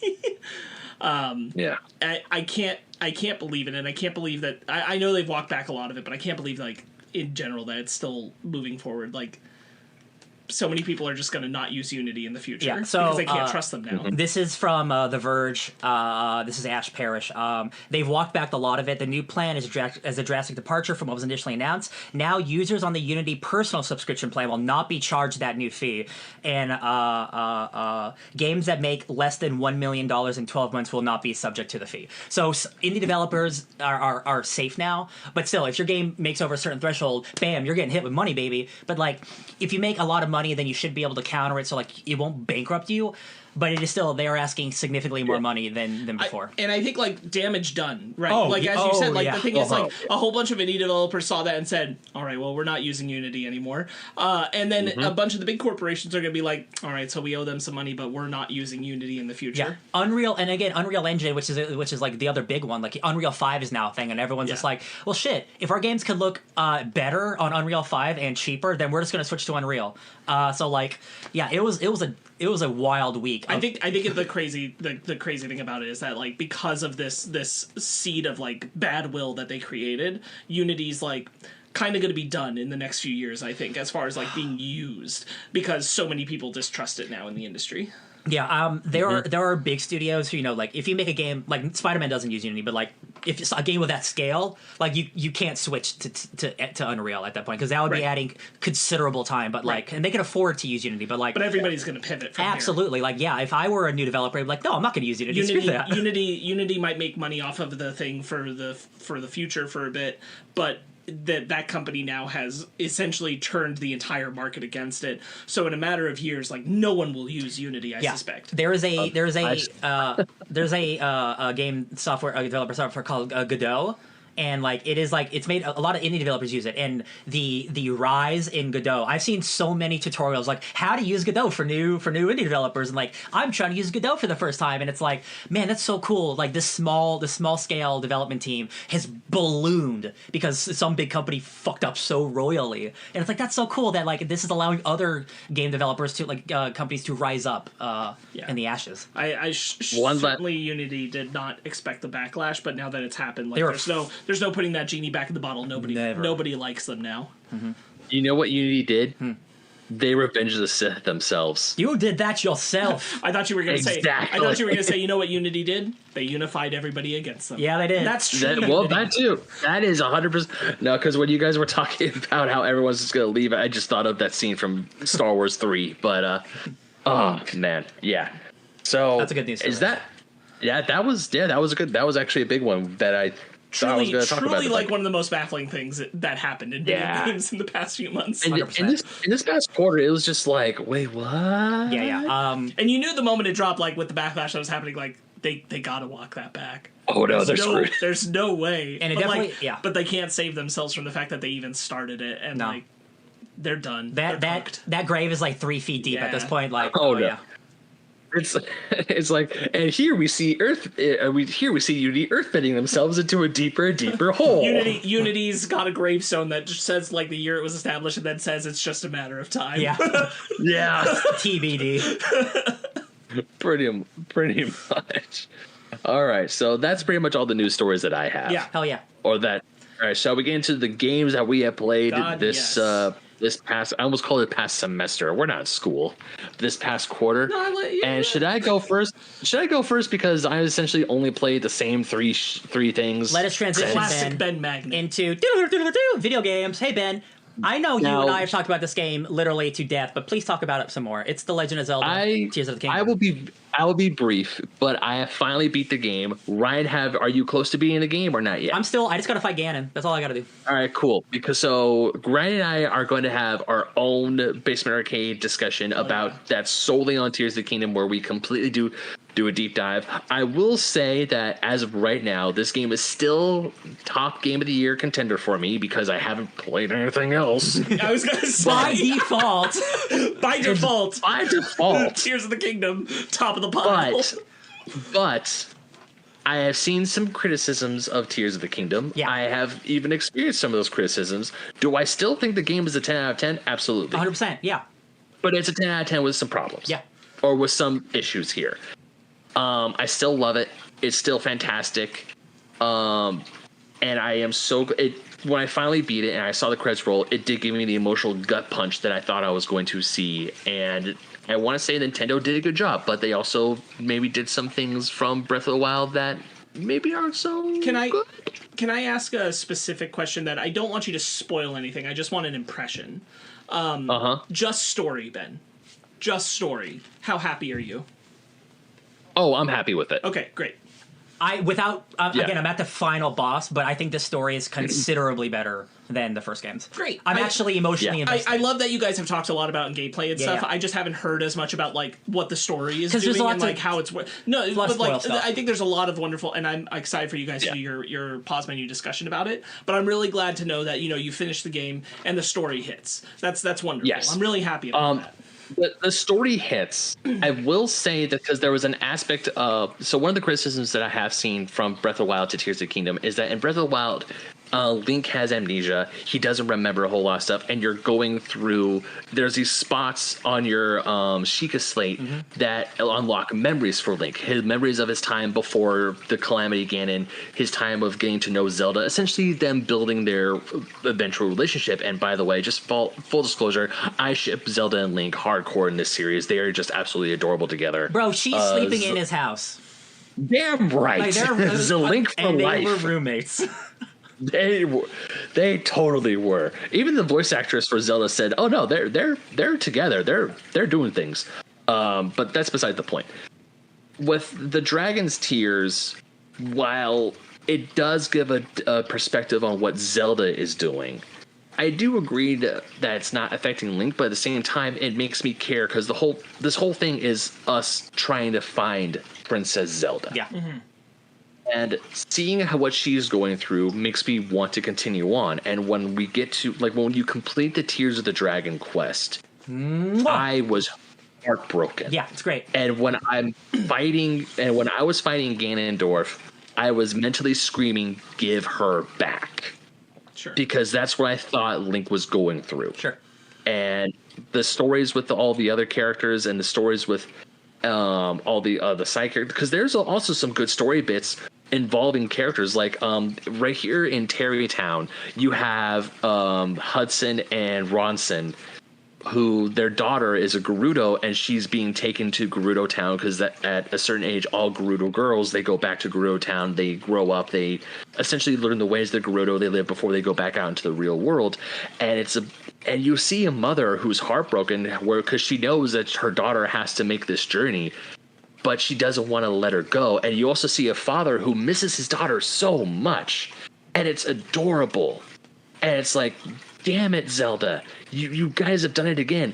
They have this grand story that is emotional, but then they throw in other great story bits throughout the game that make you care about these NPCs. They make you care about these characters. And I real quick, Ben, one of the things that is great about it being a sequel is this takes place, like 10 years after the first game. So there are a bunch of characters who you knew in that first game who now are older and have other experiences, and people who are kids or adults. And what's her name? What's the Purah? Is that her name, Purah? Purah. Yeah, so she was like a kid, and now she's an adult in this game. And like that's cool. Like you see actual like progression with characters if you paid attention and stuff. She's also 125 years old. Yeah, so that's where did that growth spurt come from? Well, yeah, because it says the game because she did like an anti-aging thing and turned her a kid, and then she grew back into her. She got Goku. But that's right. She did get Goku'd, but she looks great for her age. That's for damn sure. But that's beside the point. You see, like, Sidon and his fiance. Is it Yuna? Or you? Yeah, it's Yuna. Link is his fiance. That's the. You saw that statue, Ben. I did see his statue. It's a throuple. Yeah, it's a throuple. It's three of them. It is. But you see all these characters, and when they see Link again, they're happy to see him, and it's just. I love it how the time has progressed. And I love how there's other stories. And I mentioned this, I want to say, on my latest Posmany episode with Game from Boss Fight Books, where a game is really great when it makes you care about the NPCs. And Tears of the Kingdom makes me care about the NPCs. Sure, that's wonderful. Now, I'm only going to mention, because we've talked about gameplay out the ass about this game, but the story, it hit. I felt complete. I felt that this was a great ending. I'm not expecting a third one. I don't feel like I need other stuff. I'll just let all the other stuff, like what happened after the defeat of the Demon King Ganondorf, I'll just let that up to my own interpretations. But this, to me, was a great experience. And as someone who absolutely loved Breath of the Wild, I absolutely loved Tears of the Kingdom. I thought it was fantastic. I had a blast. I mean, there were some days where I'm doing stuff. It's like, do I really want to do this, or am I just doing it because I'm trying to get some form of completion thing, or I want all this stuff? But then it's like, you know what? No, I gotta defeat Ganondorf. Oh, all the musical quests. Beat him down. I think those are some of my favorite. All the musical quests, like getting the troop back together. Good stuff. That was cute. That was really cute. But yeah, Tears of the Kingdom was a fantastic experience. Hell yeah, Ben. I absolutely. Awesome. Yeah, we are. Let's. It's up there. It's up there. It's still up there for game. I mean, I know there's other games that I will try to play before the year is out. It's probably not going to happen. Yeah. But as of this moment in time, my number one for the year is The Legend of Zelda. Tears of the Kingdom. One out of one game, Ben. Yeah. Let's move on. I'm excited for you guys to do your discussion on that. Let's move on to the mobile space. Ben, let's talk about some trading card games, because you've been all about the Pokemon recently. I have definitely been all about the Pokemon right now. So, yeah, as you guys know, I fell in love with the Pokemon trading card game because I bought the Game Boy game at Portland Retro Gaming Expo last year, and that game taught me how to play the TCG after 20 plus years after the fact. This one is the newer version that has all the new rules. It has the newer cards. It's essentially, if you wanted to learn how to play modern Pokemon TCG, this is the way to do it. It is a mobile game. There's some gacha mechanics, but the gacha mechanics in this game, there isn't a way for you to put real money, as far as I can find, onto the game directly. So when you buy a pack of Pokemon cards nowadays, you always get like a little code card for it. And that code is for this game, and it gives you a booster pack. There's also a battle pass function with the game, but the more you play, the more you get experience, and then you unlock tiers of battle pass, which will give you free booster packs with a certain set. Because right now that seems like a good model. I like that model. Yeah. You talked about this when I wasn't on the podcast, and I wanted to say that, and I'm looking at a video of it now, but just in general, I think this is really smart, and I think it's really cool. Yeah. Mm-hmm. I think this is a really great way to get people engaged with the card game who maybe wouldn't be otherwise. Yeah. And maybe they'll pick it up, maybe they won't, but like the fact that they get to like play with Pokemon as cards as it was is really, really cool. I think kind of an inevitability that they needed to do this. And like that's how they get you. It's like, oh, you want more cards? You got to buy the cards, and then we'll give you cards. And it's like a great circle. But at the same time, it's like if you want more cards, there's two ways to get more cards. You could either play the game, and I mean, it'll be slower, but you just play the game and you'll get cards no matter what. Mm-hmm. Or if you go out and buy cards, or because I had a friend of mine, he gave me like a literal stack of code cards. You could just do that. I mean, redeeming codes can be a little bit of a hassle, especially because you have to go to the Pokemon website. It's not a 100% streamlined service. Oh, yeah. There are problems with the mobile app. The mobile app, last time I checked, had like 3 point some stars because there are people complaining about it. But as you guys know, I want to try and actually compete in Pokemon championships. I want to try and compete in Pokemon TCG tournaments. This is a great way to train. Sure. This is a great way to learn what kind of decks work for you. This is a great way to learn what kind of play style or what kind of Pokemon or what types of Pokemon work with your play style. And if you have a deck on your phone that works, you can, of course, write down the cards that you want and go and buy the singles of it. Because there's so many card shops like Frankenstein's. You don't always have to buy the boosters. Mm-hmm. Sure. And obviously, so you could just get the singles, build your deck, and then try it out in the real world. Because I feel like this is a great training tool. I see this game more as a tool than it is a video game. Like, obviously it is a video game, but for someone who, if you want to try and compete, if you want to try your hand, if you think this game is fun, give this a shot. Like, whereas the original Pokemon TCG game, because it's out on Nintendo Switch Online right now for the Game Boy thing, if you play that game and you like it, those are still the very core basics of Pokemon that have not changed in over the past 20 years. Yeah, sure. This is modernized. Yeah, this is modernized, and there are some different rule sets, but it's not like Yu-Gi-Oh! Or Magic where the rule sets have completely changed. Oh my god, dude, Yu-Gi-Oh! Like, I don't even know what the farts is going on in Yu-Gi-Oh! Like, I thought Magic the Gathering got complicated. Yu-Gi-Oh! is like another world. Worse. Let's see. There was Synchro, there was XYZ, there was Pendulum, there was all this other stuff. And I'm just like, words. Yeah. Yeah, no, those are actual Yu-Gi-Oh! Now. Whereas Pokemon, a few different changes. But and also with the Train Card Game Live app that I have on my phone, it will update with the current rule set. Like if a new rule set decides to change, they will let you know and be like, "Hey, before it was this, now it is this." Sure. It updates it for you. That's awesome. Yeah. It updates. So if you want to learn, if you were interested, definitely. And if you like the Game Boy game, here's the modern version. Sure. Give it a shot. All right. And also, best part is if you download this, they give you essentially pre-structured decks. Yeah. Of all the types. That's nice. It's not I like fire types, so they'll give you fire type and you're stuck with it. It's like, here are our starter decks for almost every single type. It has a bunch of Pokemon Bs. It has a bunch of EXs. It has a bunch of good stuff in there. I've tried a lot of digital card games, and like I don't know if I've ever heard one that's like that, like at first like friendly to new users. Because like Marvel Snap, like you just have to get the cards that they give you, sure. and so like Magic and Yu-Gi-Oh! And all them too. So like that's actually really cool. I mean, there's still cards that they give you, but at least, and also there is a way that you can dismantle decks so your cards are still in your collection, and you can still, I mean, if you want to build a Frankenstein deck, you can build a Frankenstein deck.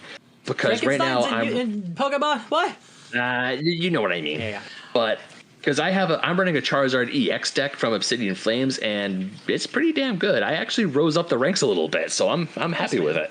Hell yeah. Awesome. We're gonna move on from Pokemon, Ben. Yes, we are. We're going to move on to an almost modern game. How much have you played of Miles Morales? Tell me a little bit. Okay, Tell me a little bit. I know you haven't played a lot, but tell me what you can.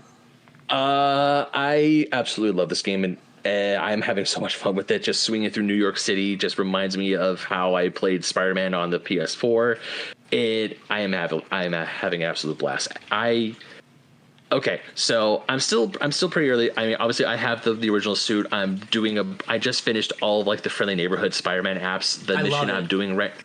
I just found out who the main villain is. Like the reveal of.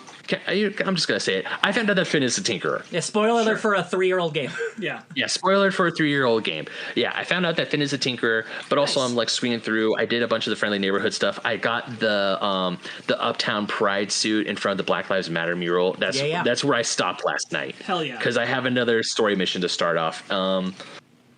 Real quick, Ben, did you the actor playing Finn? Did you recognize her? She's one of the actresses from Scream, the new Scream movies. She's her and her brother. I forget her name. Jasmine Boy. Yeah, she's Finn. I did not. Yeah, I did not recognize she's incredible. that. Yeah, she's great. Yeah, this game isn't this. I'm having so much fun with this. This is a good prelude for Spider-Man. This is for Spider-Man 2, obviously. Just swinging through New York, and it reminds me of back when I was playing the original Spider-Man game. I was swinging through New York, and I'm trying to make my way to objective, and then a little exclamation point pops up, and it's like crime in progress, and I just divert because I'm Spider-Man. I gotta go stop the crime. Gotta go be a hero. The story with Miles, I'm really enjoying. How he is essentially going and building his own as Spider-Man. The combat, I'm getting back into this, no pun intended, the swing of things. Mm-hmm. Yeah, and also just swinging through New York is fun. I forget that I have a fast travel option because swinging is it feels good, you know. For sure, it feels nice. Yeah, I'm really thrilled that you're finally doing it, and getting to explore like Miles' world and his cast of characters that are around him. I think that's awesome. Hell yeah. Genki, I love Genki. By the way, he's hilarious. I love Genki. Obviously, his mom is the relationship between Miles and his mom is great, and also the relationship that he's rebuilding with his uncle. Like when I did the mission and his uncle gave him the card and said Miles Morales, and he was like, "Wait." This is also where you have the two competing podcasts, right? The one that's like anti-Jameson and the one that is Jameson. The Danica cast? Is that the Danica? Yeah. It's like when Miles is like listening, is like, Pete listens to a pod to this. He's a masochist, and then he finds Danica cast and he's listening. It's weird because I'm swinging through New York and I hear J. Jonah Jameson just complaining about it. Like he was doing a news bit about how I stopped a bunch of toy thieves who were stealing toys from Feast, and they were Spider-Man toys. And Jameson was like, "He stole toys," or there's something. I was like, "Wait, no one got hurt? No one died? Oh, okay. Well, I'm sure there are injuries, right? What? No one got hurt? It was a completely easy." Get me new fact checkers. Yeah. We're looking at a video of it right now, and I forgot how much I enjoy like New York in the snow. Yeah. Is so well done in this game.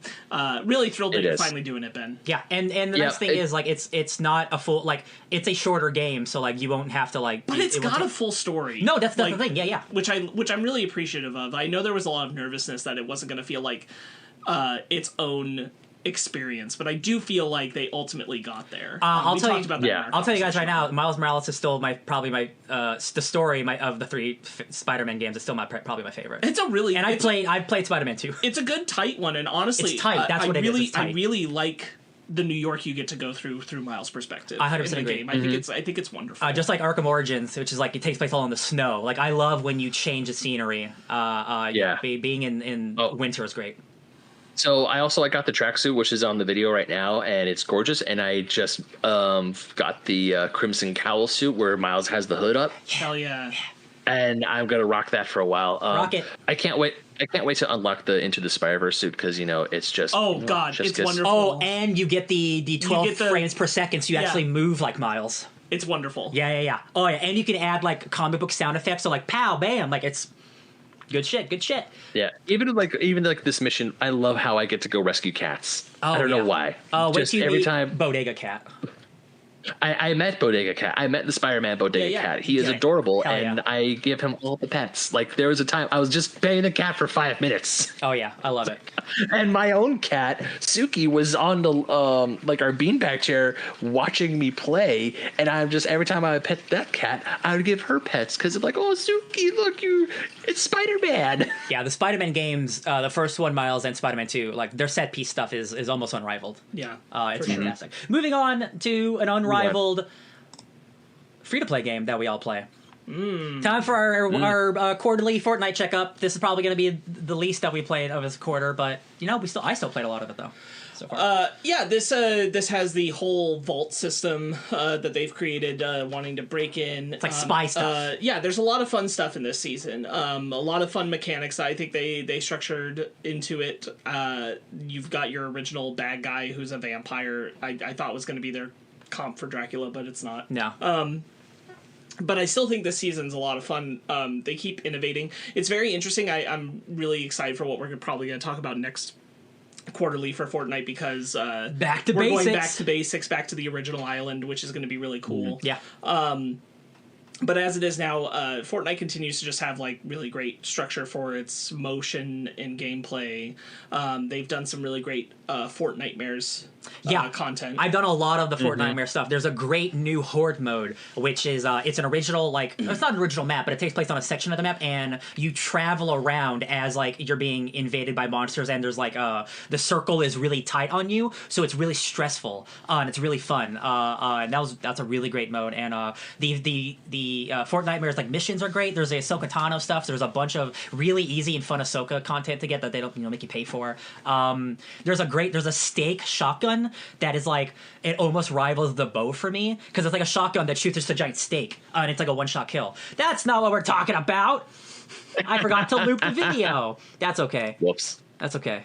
I've been really enjoying this Fortnite. Unfortunately, it is coming to an end soon, so I don't know how much time we'll be able to play more of it together. But I'm definitely putting in some time this coming week, so good. I'm excited to do more of it. But there's things I definitely want, and the new skins.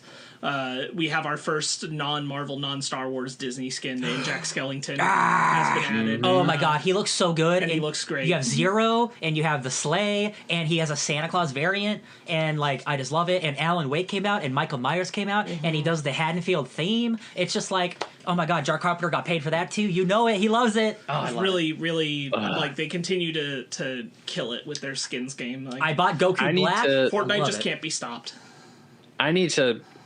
I mean, after I beat Tears, I was like, finally, I could give my PS5 some love because I've been neglecting my PS5 because of Tears. Not gonna lie, it happens. It happens, yeah. But yeah, I should. When I saw that Jack Skellington was in Fortnite, I'm like, I should probably. But also at the same time, when I turn my PS5 on, I'm like, but Spider-Man and Star Wars. Yeah. I got those games to play. It's true. That's true. Well, let's move on from Fortnite. Yeah, let's move on. Let's talk. Let's go to Dreamland. Tell me about it, Kirby's Dreamland Deluxe.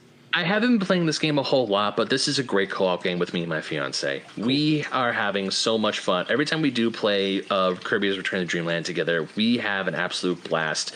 It's a Kirby game. It's easy, and it's not too easy that it's like, oh, it's boring. It's a cute, fun, cozy game, and the new powers that we get to experience are really nice. They're really fun. My personal favorite is the mech one because Kirby essentially turns into a Gundam. And there's a bunch of stuff that you can do, like a bunch of side games, a bunch of fun mini games that we can play. We have a bunch of fun playing like the Samurai Draw, the Ninja Star throwing game. There's stuff to do co-op, and there's a lot of fun stuff to do competitive. And this is definitely a game, Sparks, I would definitely recommend to play this game with your wife. I think she'll have an amazing time. It's because not just because it's cute, but because it's a really fun co-op experience. Right. Playing this game co-op is definitely something that is much more of a boon than it is a detriment. Whereas Kirby and the Forgotten Land, your co-op partner is essentially relegated to the role of the younger sibling, where they only get to have Wallaby and the spear. This one, if your partner plays as a Kirby, they get their abilities. If they play as King DDD or Meta Knight, then they get their abilities. But if you want to play as two different Kirbys, you can get abilities no matter what. That's and awesome. It truly is a fun. I would say this is still a very fun Kirby game. That's cute. Yeah, it's adorable. It's absolutely cute and adorable, and I feel like Kirby games can't miss. I mean, as long as they're like actual games, not like free to play games, because I know there was a free to play one that was kind of but like straight Kirby games, like even Forgotten Land. I love Forgotten Land. Forgotten Land was amazing. This one is just absolutely fun. I have a blast. I'm not really a Kirby guy, but like the 2D Kirby's are generally always well received. And the last one I played was Epic Yarn, which is probably the cutest game I've played in my entire life. Oh yeah.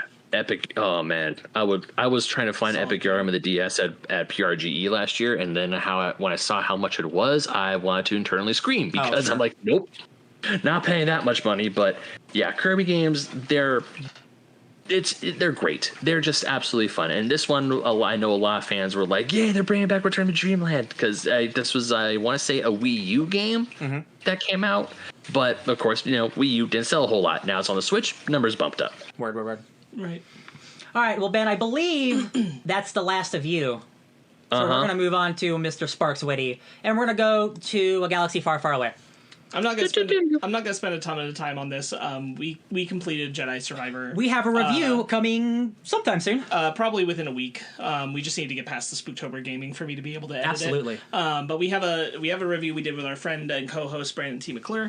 For Jedi Survivor, we had a lot of thoughts about the gameplay, about the story. I'm not going to get too deep into that because I also don't want to spoil for Ben, who still has to finish the game. What I will say is the gameplay continues to be very impressive as far as traversal. It's like everything I want it to be as far as the terms of a Jedi moving through a space. That's really wonderful. There are other things in the gameplay that I think hold it back as far as combat is concerned, even as it does, I think, more and better innovation than the first one did. And in terms of story, there are some choices that, well, check out the review, and we'll get into that there, because it baffles me. Yeah, I think gameplay is pretty good. I was pretty underwhelmed with the story as well, unfortunately. But yeah, we got a review coming out sometime soon. So but stay excited, Ben.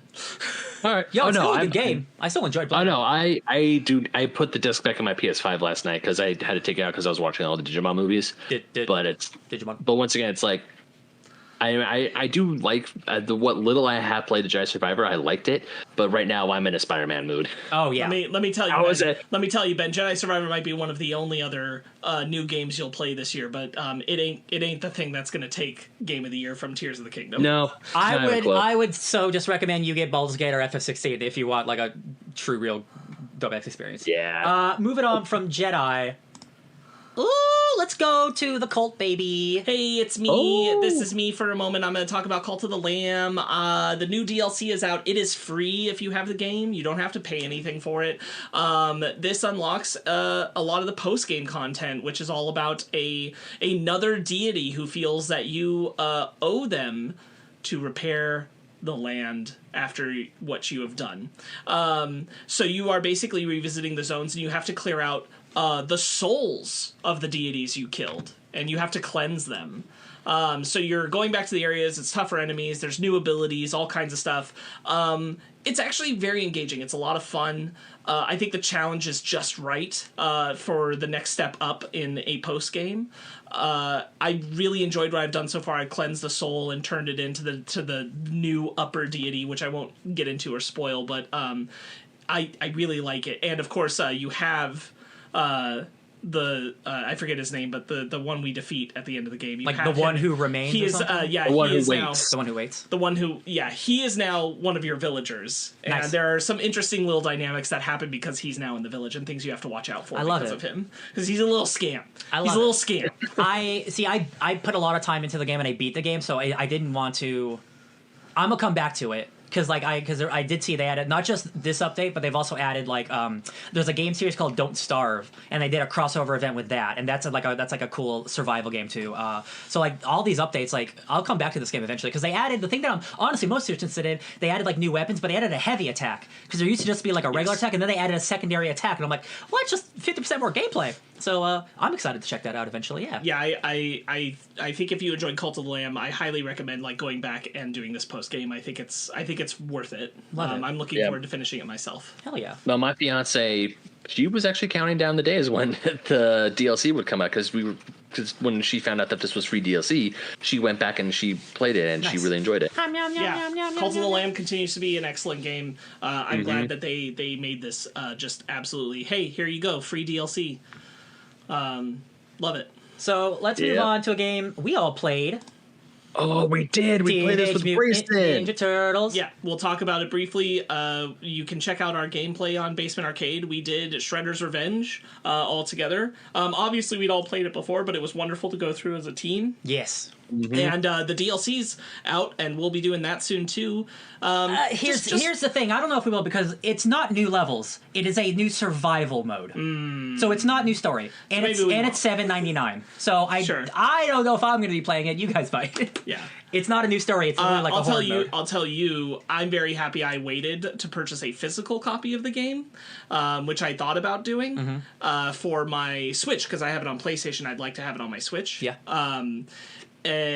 And I like getting physical copies of games on Switch, games that I think Megan will play or Kate, because Megan and Kate can play it on their Switches. Yeah. So if I think it can be communal, then I prefer to get the physical copy.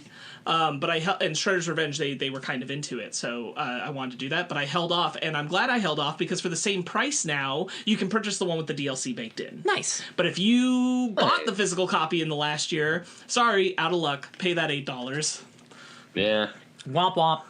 But hey, Womp still a great game. I'm glad I got to play it. Yeah. Oh no, this game is still absolutely fantastic. I have no negative things to say about Shredder's Revenge. It's great arcade beat 'em up action that we loved. It's a perfect brawler. Absolutely. Oh yeah, so much fun. Moving on from brawlers to monsters, let's talk about a mobile game, Sparks. Yeah, I'm just going to talk about it real briefly. You guys know I really like the Godzilla Battle Line game. I haven't played it as much in the past few months, but when this dropped, I jumped on that month hard. Because of the new Netflix series, Gamera was brought to the game. This is the first official crossover experience at all of Gamera and Godzilla. This is wild. I'm really stunned this mobile game is doing as well as it is. You got to think about all the properties it has now. It has Shin Kamen Rider, Ultraman, Gamera, Evangelion, and Godzilla, and it's all here. It's all in one place, baby. This game continues to be really well done tactically. I think the way you build up your monster deck is really well done. Who you have to think about, how you prioritize, what monsters you need, how that works for you to be able to protect your main monster. It still, I think, is clicking on all the cylinders. Every time they bring in a new monster, they're very thoughtful about how the monster behaves, what the attacks are. I'm truly impressed for a free-to-play mobile game. And yes, there are gacha mechanics. You do have to be wary of them. But the general free-to-play stuff of it, I do think it's pretty well designed. Unfortunately, probably the best Godzilla game that there is, aside from Gigabash with its Godzilla appearances, which is also getting Ultraman in the future, so expect me to talk about Gigabash again. But as far as the deep canon and lore of Godzilla monsters and what you're able to do and what you're able to think about, if you're into this style of game, I highly recommend it. And it's just very, very exciting that Gamera and Godzilla are in one place right now. Hell yeah. That is very cool. Moving on to a game that will get DLC for the rest of my life, Mario Kart 8. Yeah, I put this one on there because Ryan and I, along with the rest of our house, revisited Mario Kart for the first time since the new DLC maps were added, and played a bunch of Mario Kart together, and we had a really great time. Yeah, this game, I understand why they don't need to make a sequel, because this game's perfect. Yeah. And if you it looks great, and you'll have more levels to play than you'd ever get to. It's incredible. So inside baseball, do you guys need me to bring my controller so we can play some Mario Kart tonight when I come over so we can watch that movie? Oh, well, I got a busy night, so we'll see. We'll see. Okay. We'll see. This might not be the night, but certainly we should do Mario Kart. I would love to. Absolutely. We should, and also we can do it online as well. But yeah, Mario Kart. When they announced the tracks, because I remember one of my Christmas wishes last year was for Mario Kart 9 to be announced. Technically it didn't, but at the same time I'm like, I'll accept this because 48 brand new tracks. That's essentially a whole that's like 2 games worth of tracks. It's 2 games worth of tracks. They're still adding characters. They're adding Pauline in from this next wave. The final wave is coming out in the holiday of this year. We do know one of the tracks. I think it's a Wii track that's coming to the. I think so. It's a track from the Nintendo Wii game. Either way, I love that Wii game. It's so good. yeah. Either way, Mario Kart 8 Mario Kart 8 Deluxe specifically is proving to be the penultimate Mario Kart game, just 2017. like Super Smash Brothers. It came out in 2017 Because it was a Wii U game. That's so crazy. And then it came over to Yeah. Switch. I know, it's And now crazy. it's got like it's truly wonderful, and like I'm sure eventually there will be another Mario Kart Yeah. game, but it's really wonderful how much there is now in this game. The courses, not only are the courses like really cool from all across the eras of Mario Kart that they've pulled from for those DLC choices, they're also really well recreated. Yeah. They are. I think they're gorgeous. It's really wonderful to be there again, whether it's a Wii one, a 64, a GameCube, what have you. Ooh, it's all fun. And it all looks it's good. all great. Yeah. I have a feeling that if they do whenever they do make the next Mario Kart, it's probably going to have like over 100 tracks. I don't know if it'll start that way, but it definitely will in the long No, run. yeah. Yeah, it definitely will, because Mario Kart's always been a big moneymaker for Nintendo. I mean, hell, the ride at Universal Studios is Mario Kart. That's how they grab people. It's not just like a Mario Dark ride. It's like, no, you're going Mario Kart IRL, baby. Have Yeah. fun. Yeah. Mario Kart, the game that will live on forever. Yeah, Mario Kart's just, to me, is an amazing party game. It's an amazing game just to have fun, play with friends. No, Ben, that's Mario Party. Anyway, well, moving on. I'm just kidding. Let's move on, Mr. Sparks. Hello. Yes. You and I also played Disney Illusion Island. We played through the first of, I think, 3 or 4 major sections. We fought the first boss. We did this with our housemates, my wife and my sister-in-law. This is very charming, very cute, very fun. Kind of in the same realm of what you were saying about the Kirby game, Ben. It's not like too easy or anything. It's just here, have some fun with your friends, doing multiplayer, doing your stuff. It's very cute. I love the art style so much. The concept of and you can make the challenge harder on yourselves, but in terms of health, and you use hugs to heal each other. If anybody ever gets injured, you hug each other to heal. We were hugging so much. It was so cute. It's really cute, and there's just they're very. I love the style. It's very expressive for the characters, especially what you're able to do in terms of video game stuff. I think it's very, very cute in the way that it's designed, and it's really nice to just have a cool, well designed little Disney Mickey and Friends style game. And Ben, you know what type of game it is? Metroidvania? It's a Metroidvania, baby. You got a map. You unlock abilities. You go back to those places to use those abilities. It's great. Yeah, I honestly I forgot until you brought it up that we did this, so I'm glad. Yeah, this game is really cool. Yeah, you got some images there of the first boss. It was a lot of fun. The coordination that you can work on and how you're looking out for each other and what you're watching out for. It's really nice that they did something like this. This is like the Disney's first with this kind of IP, Disney like original games. game in a long time, and I think it works. I think it works really well. And it's funny. I remember it being funny. Yeah. Yeah. All right. Let's move on to Halloween time. Hey, if you check out this Spooktober channel, you'll see that we played some Evil Dead the game for everyone but Ryan. This was a first. Oh, yeah. It's really cool. I think this is a really well-designed game. I obviously, if you watch this stream, I will need to take more time to learn how to do everything and the mechanics and to utilize the time to the best of my ability. That being said, holy moly, is it full of love for the franchise. I really love the way that it doesn't feel too weighted in one direction or another. I think you have such a wonderful opportunity as a single player to play the evil, and the collaboration of the co-op players fighting against it is really cool. And I was nervous about this being too much of a Dead by Daylight clone, and I really think it stands apart and separate as something totally else in the space. Absolutely. This is nothing like Dead by Daylight, Right. and it's incredible. There's a lot of depth to it, and there's, like you said, there's so much love. And if you've seen all the Evil Deads, you will recognize everything. And I play this game by myself, just being the because I don't like playing with survivors with random people, but playing as the killer is so much fun. Because you have the Evil Dead camera, so you're zooming around. You can sabotage so many things. You can turn one of the supply chests that they get loot from into mini ashes, which is my favorite thing to do of all time. I love it. It looks so good. It plays so well. Yeah, so much love. I wish the game is already it's already been de-supported because not enough people played it, so they're no longer supporting the game, which sucks. But it always will be available to play, as a multiplayer game. Right. This is one of those games that I really wish we all could have played more of, because I think it's, of all the survival type of games we play, I think this is the best one. Yeah. I think it is the teamwork is essential. You cannot play this game like solo. You have to play it with teammates or you will get murdered. No, I'm into with what amount of time I will have available in the future and when schedules can align. Yeah. I want to come back to this because I do think that this is really lovingly made. I think this is something Ben's going to be more into as he goes through the Evil Dead franchise in the near future. Yeah. I wish I could have got the 2023 Evil Dead Rise movie. A little bit of love. Or the Jane Levy. No, she's in it. All of them are in she? it. Okay. Oh, yeah. All of them are in it. Good. Yeah. Not just that, but Ash versus the Evil Dead and characters that never existed, like his dad and like an evil version of him. It's all this great stuff. They have so much good stuff in Evil Dead the game. You could buy it for hella cheap now, so I highly recommend it. There's the Necromancer. He's my guy. I love playing as him. Highly recommend Evil Dead the game, y'all. All right.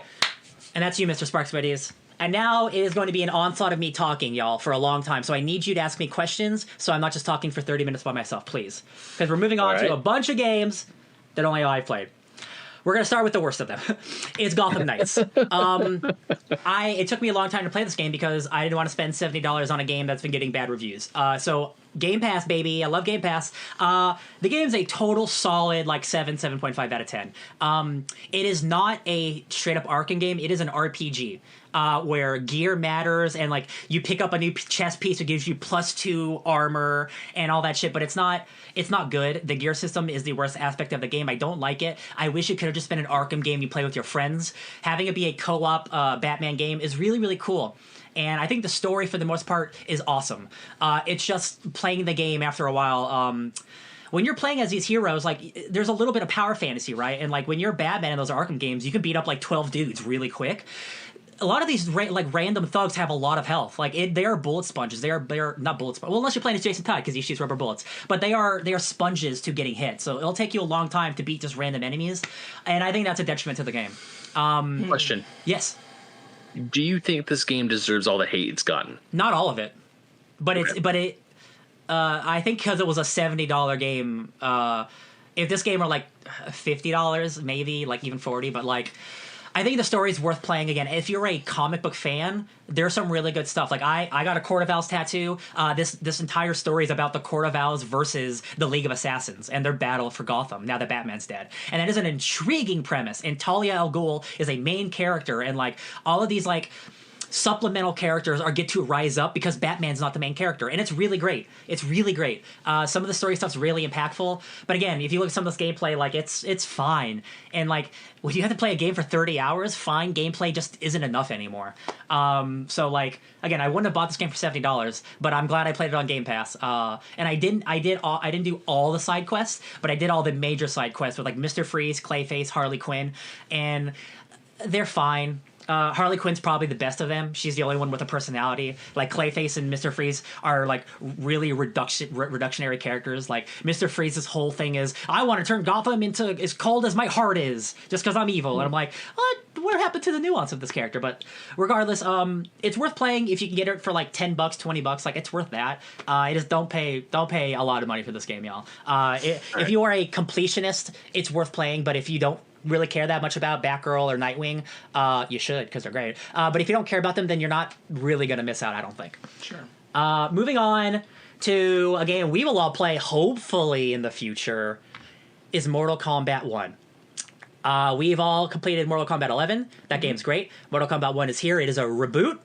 And, y'all, it's a winner. Hot dog, it's a winner. The gameplay I think this footage is from Mortal Kombat 11.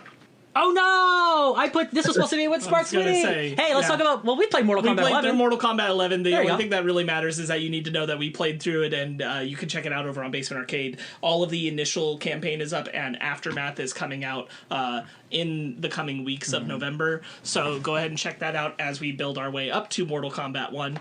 It was a ton of fun. We had a great time playing through the campaign together. So Mortal Kombat 11, there you go. Good eye, Ben. Thank you. I don't know if I have footage from Mortal Kombat 1, so we'll see in these trailer lists. We're going to move on, though, to one of the big, besides Zelda, the big game of the year that I played first, Final Fantasy 16. I haven't beaten it yet because it's long and 17 other games came out at the same time. Yeah. This game has the highest highs of any game I played this this year, without a doubt. The icon fights, the giant Titan fights are like movie quality cinematic. Like I cannot believe, high, like truly high. Like you are doing like Godzilla battles, but you're playing the game and you still dodge and everything. Like it's phenomenal. It is the creators themselves. It is based off Game of Thrones. Like it is very much dark fantasy. This is the first M-rated Final Fantasy game. The story is great. The dialogue is really great. Like the voice acting is phenomenal. The thing that really gets me about this game is like in between the highs, it's goddamn boring. And it bums me out because Creative Business Unit 3, the creators of this game, they make Final Fantasy XIV the MMO. And if you guys have played MMOs, it's not like traditional games. Like it's a little slower paced, you know. Like the combat isn't as fast. The side quests are a little more relaxing, you know. Like get 5 wolf teeth or collect this berry for me, right? There was a lot of that in between the highs of this game, and it lost me, and that's why I haven't gone back. And that's just the thing where like I don't have to do all those side quests, but it's an RPG, you know. Like you want to level up and you want to get better gear. Like that's the point of side quests, right? But like 8 out of the 10 side quests I just find utterly boring. Sure. And like no matter how like well written they are, like it's like I'm delivering food to people for like the 4th time. And I'm just like, boy howdy, aren't they supposed to be like saving the world and ending slavery? That's tough. It's like it's like really like it's a really like dark and like mature game. Like it is about people who can wield magic being used as slaves, and it is very blatant using like the terms master and slave, and it is very in your face about like how bad some of these people can get. And like I really respect the game for going that hard. It doesn't shy away from like mass murder and like genocide and like really like scary topics while being in Final Fantasy. So I love the game for that, and I respect it for that. And again, like some of these icon fights are like, holy shit, I cannot believe I'm doing this. But the couple hours in between those moments, I'm just like, yawn. And I will get back to the game, and I might just start skipping side quests. I might turn the difficulty down so I can just do the story. Sure. But God, like the highs of this game, like I long to return to it, but I just know there's some shit I got to get through.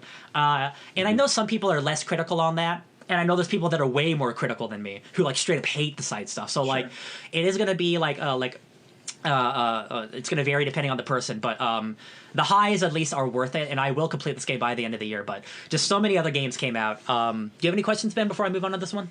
I want this game so bad. Yeah, I mean, I'm looking at the copy that my beautiful friend Sparks here let me borrow. So like, I got other games to play. Maybe you could borrow it, but you won't play it for 6 months. Hey so there. Oh no, MK1. I want to own it. No, I want to own it. Okay. I want that steelbook, baby. Have you seen that steelbook? It is gorgeous. I have. Yeah. Well, let's move on from Final Fantasy 16 to I wouldn't call it a Game of the Year contender, but just an incredible game nonetheless. It's Mortal Kombat 1. Great story. The ending is the craziest ending in any MK game, and it's really divided the fan base because, like, without spoilers, we are in a phase of entertainment where the multiverse is a very big idea. Mm-hmm. And this game straight up leans into a lot of that stuff, and some people just aren't into it. I'm kind of into it. It's really going to depend on, like, again, like, what are you feeling at this time and moment in entertainment history? But story aside, this is a fighting game, and this is the best fighting game they've made of the trilogy. From 9, 10, 11, and now 1.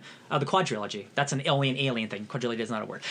This is absolutely the best gameplay. It feels so good. It is so tight. It looks so good. The animations are rock solid. The cameo system, like, reinvents the game, and it allows you to, like, basically make the perfect, like, fighting character that you want, because some characters, you know, are ranged characters, some characters are, like, really close-up characters, so you use the cameo characters to supplement that. So, like, if you're playing as, like, Raiko, who's, like, a melee guy, you can have the cameo of Scorpion to do the Scorpion thing to bring enemies closer to you, or teleport you, right? It really reinvents what you can do in a fighting game. Mm-hmm. And it's exceptional. Like, I love playing the game. The stuff surrounding it, the microtransactions are awful. Like, paying $12 for a fatality for a $70 game is like is robbery, in my opinion. Like, the Halloween stuff is so expensive. But like, you can ignore that stuff, right? Like, it's not necessary to the game. Right.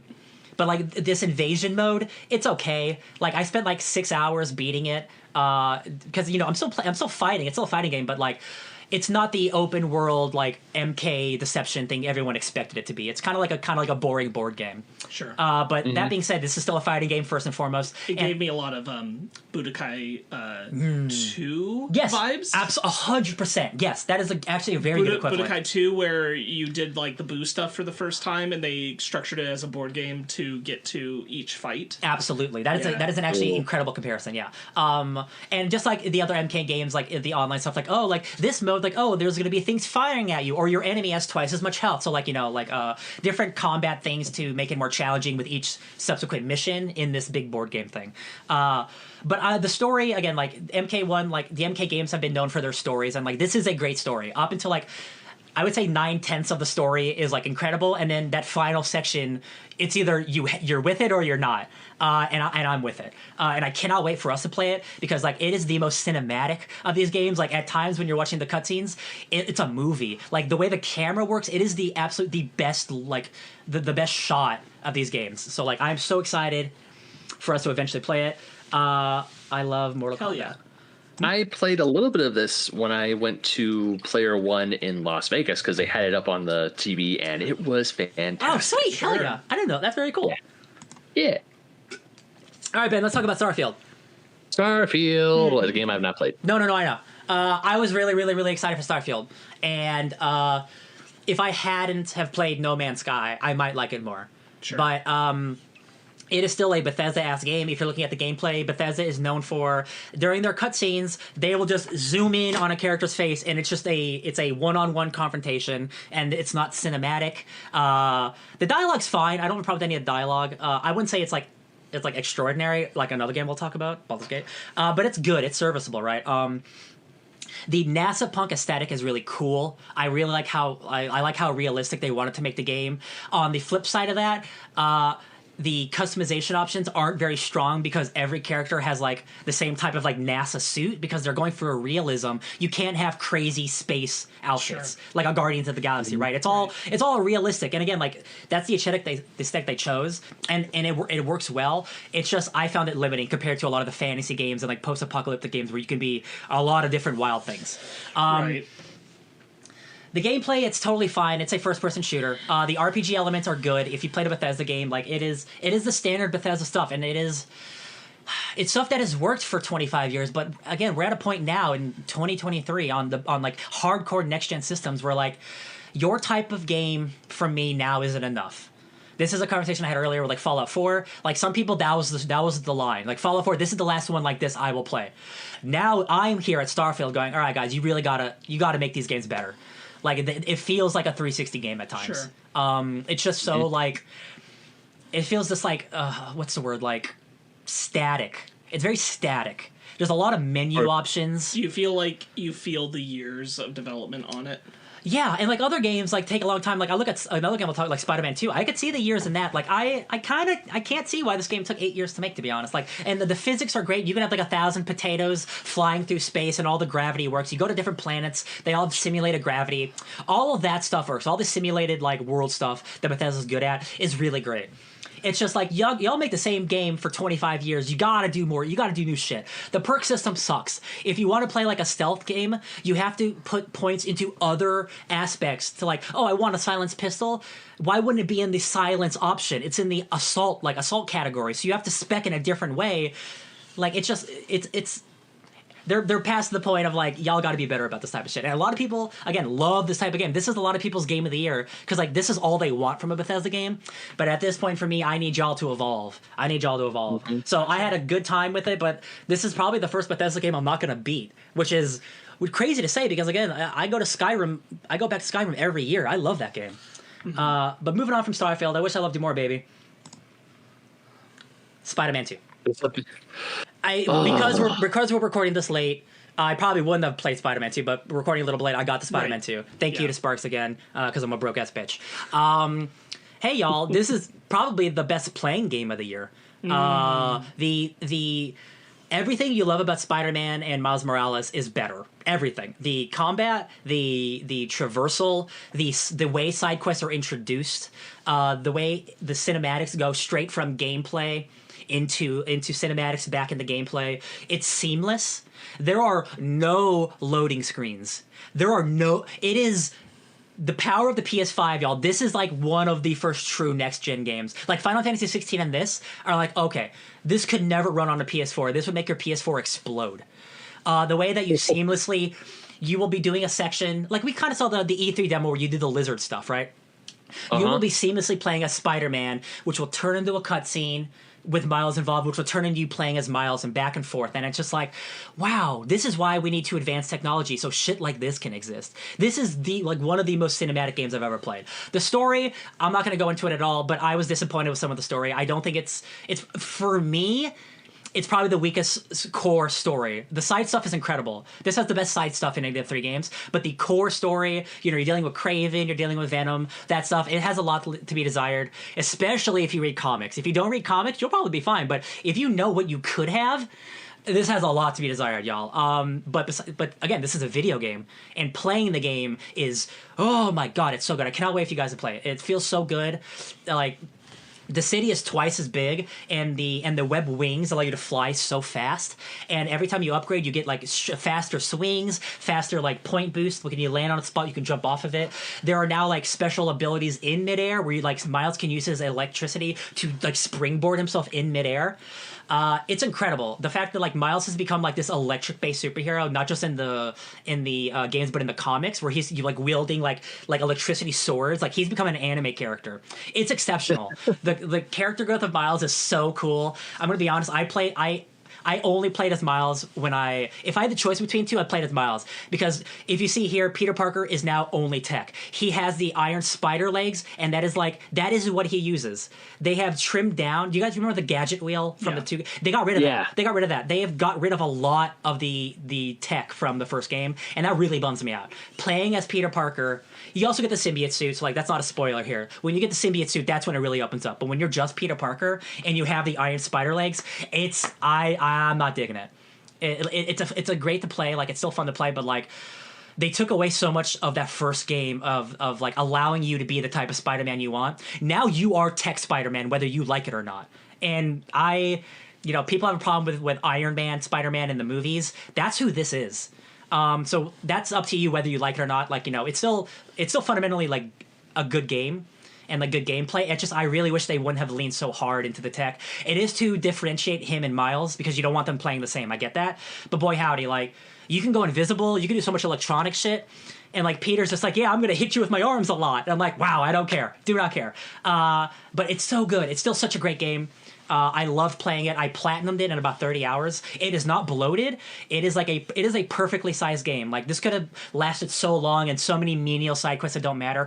All the side quests feel important. The side quests made me cry. 2 side quests made me cry in this game, y'all. It's the real deal. It's so good. The villain stuff is exceptional. The way that they deal with the past villains is really fun. I cannot wait for you guys to play Spider-Man 2. It is a winner. It's a winner, chicken dinner. Spoiler alert, the Mary Jane section in this game are awesome. That's all I'm going to say about that. Shut up, nerds on the internet. That's awesome. Really excited to do it. I cannot wait to play Spider-Man 2. And this will be the last game I talk about. And we'll definitely be reviewing it in the near future. Absolutely, hopefully. The last game I'm going to talk about, y'all, is my game of the year. It's unquestionably, unless I get to Alan Wake 2 soon. Baldur's Gate 3 is not just game of the year. It's one of the greatest games ever made. Like, truly. And in a year, when you get God of War and you get Spider-Man and stuff, like, you hear that a lot, but, like, Baldur's Gate 3 is such a special experience. Like, this is, like, a once in a generation, more than, like, a Zelda type of game. Because this is an independent studio who people think that Wizards of the Coast, Dungeons & Dragons, went to them for this game. That's not true. Larian Studios went to the D&D people and say, hey, can we buy the license so we can make the best D&D game ever made? And they did it. This is a multi-100-hour experience. We're talking, if you try to do multiple playthroughs and see everything, we're talking like 300 hours of scripted content. There are 200 hours of cutscenes in this game. 200! And it's all voice acted. It's all voice acted. It is not Starfield where you're staring at someone. It is all mocapped. It is all people in studios. This game took 6 years to make. It's like it cannot be the gold standard for video games because it is unrealistic to expect this from other game studios. It is an exceptional product from top to bottom. If you love D&D, it is just literally D&D 5e. There are 600 spells in this game. I can list also a bunch of like impressive numbers, like, you know, this and this and this. Like the fact that it all comes together, like you can have all the shit in the game, and like that's Starfield. Starfield has 500 things, right? It all comes together so seamlessly into an experience that is unrivaled. It is as someone who loves and worships RPG games that allow you to have creative choice and freedom, I have never played a game like this, you guys. And you've experienced just a little bit of it, like yes. when we had a household playthrough for just like only 20 hours, right? Only 20 hours we played together, which scratched the surface of this game, by the way. That was still in Act 1. The arcs of these games for these characters are they're more special than some TV shows I've watched, y'all. Like we play so many video games where like the stories are good, but like I don't connect with a lot of video game stories the way I connect with movies and TV shows because there's just a little bit of disconnect, whether it's the voice acting or it's the mocap and it's a little wonky. This is like I'm playing a TV show, y'all. Like it is so exceptional. I cannot praise this game enough. It is, Ben, of any game I've ever wanted to play, this is the one, dude. Like this is the one. Like, seriously, like this is like a revolutionary, game-changing game where like I can't go back to RPGs ever like the same. Like the things that they've done. Like again, I talked about it like way earlier, talking about Baldur's Gate and Starfield. Like you make a choice at the beginning of this game that has ramifications to the very end, and not in like a telltale way where like it's the illusion of choice. You kill a major character at the beginning of the game that has ramifications to the end of the game, and it's just like I don't know how this game works, and it's as polished as it is. Like it's not totally bug free. Like a game this big has bugs, but like I've had more bugs in Spider-Man. And I Spider-Man 2, I had a couple crashes. I fell through the world. There's the great white cube thing that's happening, right? Like this game is like flawless, and it's so exceptional and it's so beautiful. And like this game has made me cry multiple times. And like I care about these characters like in a way like like more than TV characters. Like an event happened in my camp way into Act 2, like 80 hours into my campaign. And this isn't a spoiler because like you guys will never get here. Because like if you ever played the game, but like there's a villain. Her name's Orin, and she's a shapeshifter, right? And she is constantly fucking with you throughout in the entire second act, where she will be pretending to be someone else, and then she'll snap her neck right in front of you, and then she'll turn into herself, saying "Ha, gotcha!" Right? This happened at my camp, and she turned into one of my other camp members, and she killed another one of my camp members in front of me, and I was so mad. I've never been more mad in my life at like a video game. And like, it's like The Last of Us, and they just killed a major character. Like, are you kidding me? And it turned out to be an illusion, and it wasn't real. And she's like, "Ha! I got you. I bet you were bad." I'm like, "Bitch, I've never been more mad in my life." The emotions I feel during this game are unlike any game I've ever played. And again, I've played pretty much every big RPG you could play. Mass Effect 2 is my favorite game of all time, and that game came out like 13 years ago because not many games can do what old BioWare used to do. New BioWare can't even do what old BioWare used to do. Like Knights of the Old Republic and shit. Like this is like the new king. Like Larian Studios. Like this isn't their first CRPG. They've made a Divinity: Original Sin, which is a similar game but lower in scope. This game like. I'm gonna stop talking now because I could play this game literally for the rest of my life. But like, if you guys have not played Baldur's Gate 2 and you are at the least a little bit interested, you will love it. Like there is, if you don't Baldur's Gate 3. What did I say? You said 2. Baldur's Gate 3. Baldur's Gate 2. Yeah, Baldur's Gate 2 came out 20 years ago, made by BioWare. If you have never played an RPG before, this is it is so complicated, but they guide you through it. Like, if you're interested in Dungeons & Dragons, this is the best way to introduce yourself to it, because, again, it has every spell. It teaches you about bonus actions and regular actions and hiding and stealth. Really feels like it's brought the tabletop engagement to a video game properly. Yes, it is straight up like, oh my god, like... They're doing it. They're doing it, yeah. Like, and again, I've played so many Dungeons & Dragons games, and, like, this is just that. And I'm in a Dungeons and Dragons campaign, as you guys know. I'm in D and Dark, and just I've been seeing memes, I've been seeing clips, I've been seeing people constantly talk about this game. Like, even Grayson, friend of the show, also he plays in Jack the Invisible Man in my campaign. He just got Baldur's Gate 3, and our DM Dan, the Wolfman Jordan, and a few other of our cast members all joked at Grayson's like, hey, say goodbye to your social life because you're just going to want to play Baldur's Gate 3 all day. Yo, it's a good thing I already don't have a social life because, like, good God, I really would have vanished. Every turn, like this game again, like I'm like 80 hours in and I'm now in Act 3. And I'm like, this game is still surprising me. And I don't understand how. I really don't. There's so much content. And there's so much content that I've missed because, again, I'm doing an Eva playthrough. So the actual, like, regular playthrough, there's so many characters who are dead. Major characters, big things, like dozens of hours of content. And I'm still totally fulfilled with what I've done. Right. And I can play this game. I can play, not only do you create your own character and do whatever you want, you can play as all of the original characters in the game, like Lae'zel, Astarion, all these guys that are like on the cover, and they have their own unique storylines and dialogue with the other characters. There's more dialogue. Oh, they said there's more dialogue in this game than all 3 Lord of the Rings books combined. There's more, like the word count is in the millions. Again, it's like the most exceptional game I've ever played in my life. Like, truly, it's like if I didn't care about RPGs, I wouldn't feel this way. But like this is like, wow, I don't know how I'm gonna go back to like a Bethesda game ever again, man. Right. Like, this is what killed Starfield for me, honestly. Sure. It's sensational, and it's like it's a whirlwind, and like every 5 minutes something new happens. And again, being a Dungeons and Dragons, oh, there's a dead body, you could talk to the dead body and you can find stuff about it, or you can learn stuff about it. Or there's a small hole, you could turn yourself into an animal and go and crawl in that hole. Like, you don't, if the option is there, you could do it, and it matters. And it's just, bro, it's the greatest game ever made. I don't know what will beat it in my lifetime, bro, because like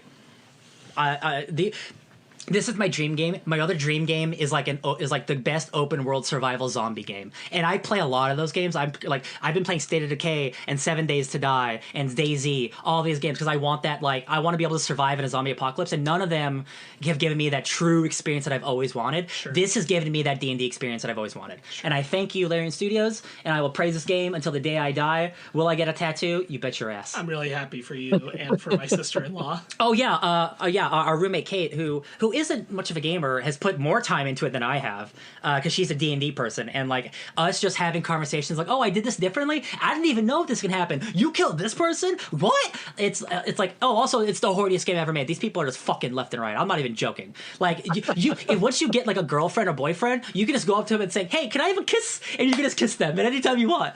And can I have a hug? It's just great. It's like, it's the ultimate roleplay fantasy. And I could not be happier. Lae'zel was my girlfriend, and then I cheated on her out of passion, and she left me, and it made me cry. Because that's what you get for being a dickhole. Don't cheat, even in video games, y'all. That's it. That's Baldur's Gate 3, and I want to play this game so bad now. that's all of it. I just know it's gonna suck my time away, because even when I was playing Tears of the Kingdom, and I was looking at all the other games that were coming out, like, you know, Final Fantasy, Spider-Man 2, and now Baldur's Gate 3, it's like, this year is too much. Oh, Ben, you can play the same. Oh, also, this 300-hour RPG, you can play split screen with your friends. It's split screen, and it's 4-player co-op, Ben. You can play this game with Fanny. And you can have your own relationships, and like when it's split screen and you have and you start a conversation, you just go up to the other character and you say watch, and it turns into the full screen, and you just watch them having their interaction. It is seamless. It is incredible. It is the best co-op. It is the best Dungeons and Dragons game ever made. Like, if Elden Ring had a story, that's what this game would be. Yeah, I wish there was the room and opportunity for a Fake Nerds Baldur's Gate campaign where the It would take us 3 years to play complete together. Like, it would truly. take a long time. Yeah. But yeah, Baldur's Gate 3 is great. That's the only game that I haven't. You know, played if we started now, we might be able to finish for the 10th anniversary. That's so fun. The only game that I wasn't able because it literally came out yesterday, is Alan Wake 2, and that is, besides Baldur's Gate 3, the game I am most looking forward to, and it's been getting the most insane reviews. I'm truly excited. I'll definitely be talking about that Q1 next time. Yeah, Q4. Yeah. This is Q4, I thought. No, we're in Q3. No, we're Q3. Oh, We're late. Oh, we're late. That's right. Well, we'll talk about this in fucking Yeah. March or whatever. I don't know. Yep. Truly wonderful. I'm really glad you've gotten to play so many things, and that they've been so good to you. Best year of games ever made. Best year. Awesome. Yeah. Video games are great, you Yeah. guys. Let me Video tell games you. are really Let me good. tell you. Video games are Great. And with that, I think that will do it for this episode of the Quarterly. So now we can all go play video games now. Is there anything we're looking forward to video game wise in the upcoming time period? Only Alan Wake is left for me. Yeah, obviously Ben's got Spider-Man 2 on his radar. Yeah, radar. Spider-Man, Mario Wonder, Sonic Superstars. Although Superstars, I'll probably wait till that goes on sale because I've heard. I mean, the game is good, but I've also heard there's like a little to it. All I've heard is good things, except the multiplayer is terrible. Unfortunately. Yeah, I also heard that. I've heard like the game design, and it's like you're gonna have a ton of fun playing these levels. You're really gonna enjoy it. Don't play it with friends. So weird. It's not well designed for that. Don't play it with friends. Which is a real bummer because I was looking forward to us playing it together, and that's However, Mario Wonder, on the other hand, that's like play with friends. Yeah. But yeah, Mario Wonder, Sonic Superstars, Final Fantasy 16, Baldur's Gate 3 now. It's just all these Jedi Survivor, fantastic. Miles Morales. Sea of Stars, that's even on my hard drive. It's like I want to get into Star Ocean Second Story R, the remake of that. Star Ocean Masterpiece is coming out, or already did come out. 2023 is the year of the video game.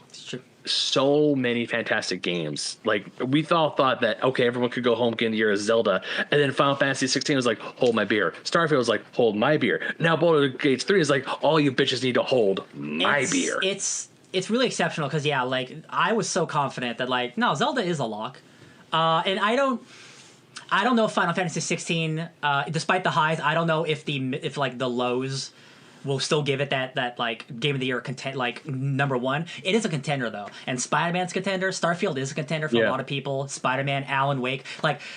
I've never been so unsure of what the lock is, except for Baldur's Gate 3. I would say, I'm biased. Lock right now, Zelda. Yeah, but Baldur's Gate 3 could take it. I would be surprised if Spider-Man 2 takes it. I would be surprised if Spider-Man 2 takes it just because... I would say Dark Horse nomination would obviously be Sea of Stars. But that's just going off on what people have said about the game. I'll tell you what. The game of the year is Baldur's Gate 3. Whether you like it or not, there is no other game that does what it does because both Spider-Man and Zelda are working off previously established things and rehashing things. I think Baldur's Gate 3 is original shit. I think in a similar way of when we talked about Elden Ring was obviously game of the year. Yes. But when we were talking around that, what we were saying is the thing is regardless of anything else, Elden Ring has changed the way people are going to think about open world games. And Baldur's Gate 3 certainly has changed the way people are going to think about role playing games. Absolutely. There's no going back now from Baldur's Gate 3. Video games are now going to be looking to it, not necessarily to emulate entirely everything that it did, but they're going to say, things worked here that didn't exist in the space before, and we have to think about how integration and innovation has to be applied from Baldur's Gate 3 going forward. Yeah. And, the only other game that's kind of in that same ballpark of what we're talking about is Tears of the Kingdom, and Tears of the Kingdom is because it's pushing game innovation forward in a big way. But the thing is, Baldur's Gate 3 is just such a massive undertaking, whereas Tears of the Kingdom is yes, there's game innovation built upon the Breath of the Wild. Yes. Baldur's Gate 3 is so new and so dense that I think it probably does take it because it is changing the future of video games. Yeah. And I think Tears of the Kingdom is too. I think those two... Absolutely. The others are great games. Those two are the ones that, from this year, I think are changing the future of video games. Yeah. But Baldur's Gate 3, I think, is going to be more seminal.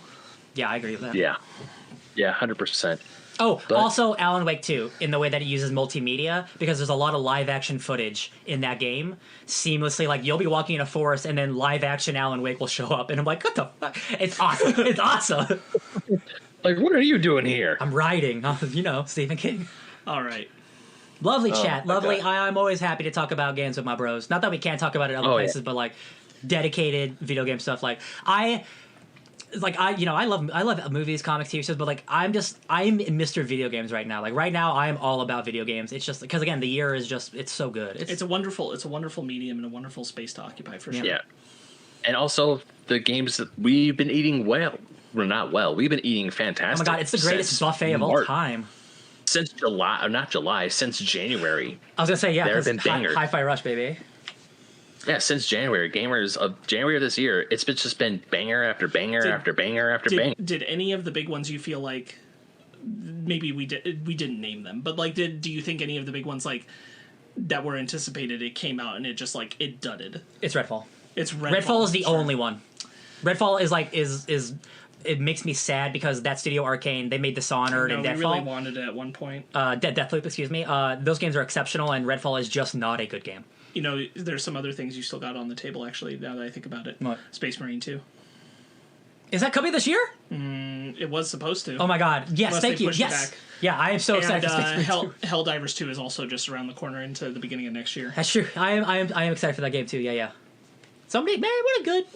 And it's, again, like because of the pandemic, like so many big games like have been taking so long to get here, and like we are seeing the fruits of all that labor happening over the next 2 years. It's gonna be next year's also gonna be wild. Yeah. Yeah, Hell yeah. it truly is. I can't remember another year of video games where we've had just this quality content where the game of the year, or not just the game of the year, but just games as a whole. Because even we had some great remasters earlier this year. Metroid Prime Remastered came out. It was a shadow drop. Dead Space. And it was. What's up? Dead Space. The Dead Space remake. 2023. That was this year. Yeah.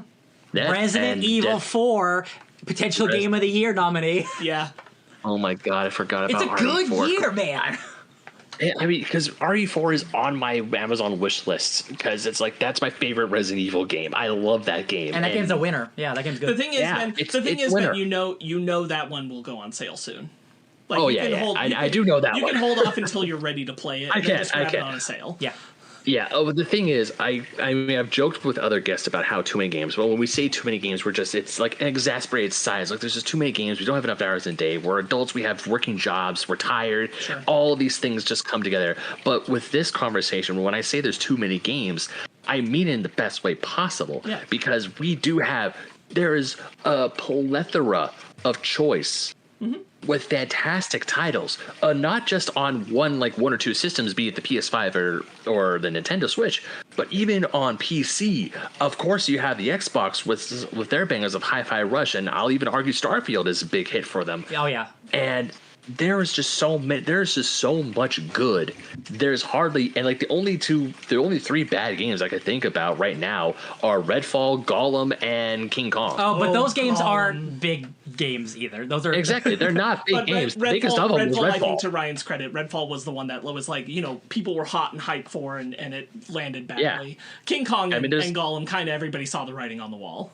Yeah, but then of course it's like Baldur's Gate 3, Tears of the Kingdom, yeah. Spider-Man 2, Mario Wonder. It's just bangers. I think even just like obviously the PlayStation 5 is the most direct and overt example of this, but I think we're really seeing a lot of the next generation of games is actually coming to full fruition right now. We're supposedly living in the next generation for the past couple of years, but because of the pandemic, now we are living in that next generation. We're really seeing it, and it's pushing things forward into yet another generation. Starfield was September's highest selling game, and Microsoft's Xbox division reported $3.9 billion in revenue. It's the largest Q1 for its gaming ever. There you go. Nice. Yeah, Starfield sold millions of copies. There's a lot And to look forward to.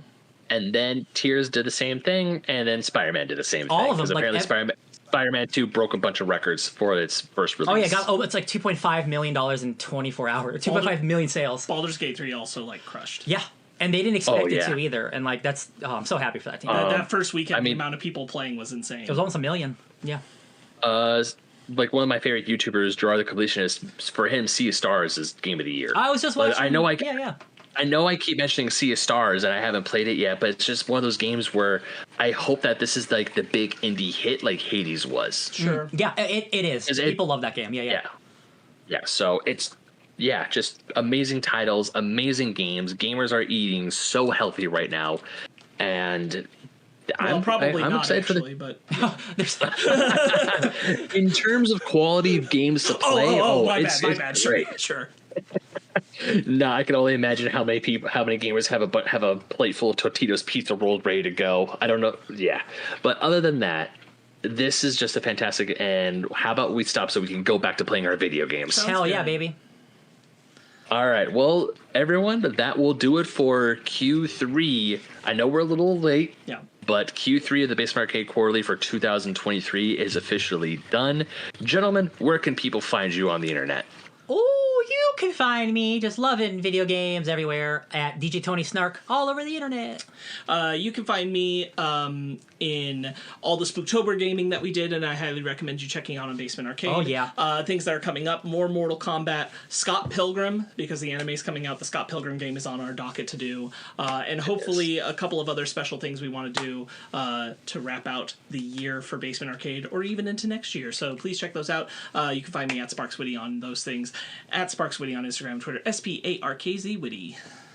And of course, you could find me at BenMagnet27, Instagram, Twitter, TikTok, and Threads. You could also find me writing for Old School Gamer Magazine, Fusion Gaming Magazine, GoNintendo.com. And also just like a little teaser, because for the November issue of Old School Gamer Magazine, I have 2 big articles in there. One of them I'm very excited about because it's a in-depth look at Boss Fight Books, which is the latest episode of Basement Arcade Pause Menu. I got to sit down and talk with the founder and editor-in-chief of Boss Fight, Gabe Durham. That was a great episode, and also it was a really fun article to write. The other article in there is about indie game developers who are making retro-style video games and putting them on physical cartridges in today's day and age. So they are fighting the good fight. Oh, yeah.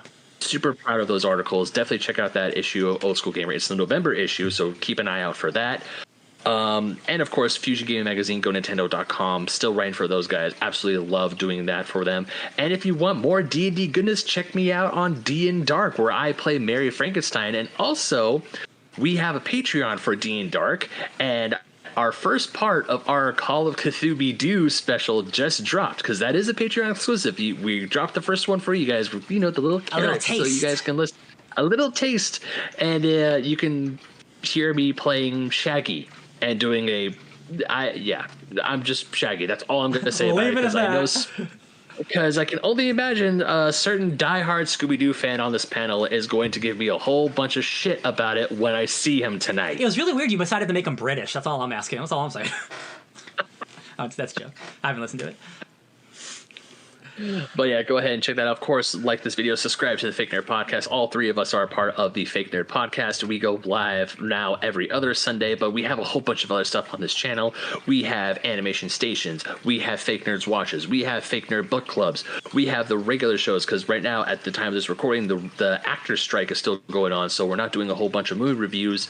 But that doesn't mean we're not going to stop talking about stuff that we love, because comics aren't striking. Video games are definitely not striking. This is definitely our highest output of like Basement Arcade content in between. Oh yeah, Pause Menu Quarterly. Like we're really back in it, baby. I'm really hoping that we can keep the trend going, because like obviously Spooktober motivates us, and this was a great Spooktober season. I agree. I mean, really play through all Dead Space. Yes. I got to play through all Dead Space, and also, spoiler alert, that's going to be in my top 15. Yeah! It's a good, Ben Magnet Horror Master! Hell yeah. I love it. Dead Space. It was so much fun. Check it was it out. fun. I had definitely check out me playing Dead Space. But until the next quarter, guys, unpause.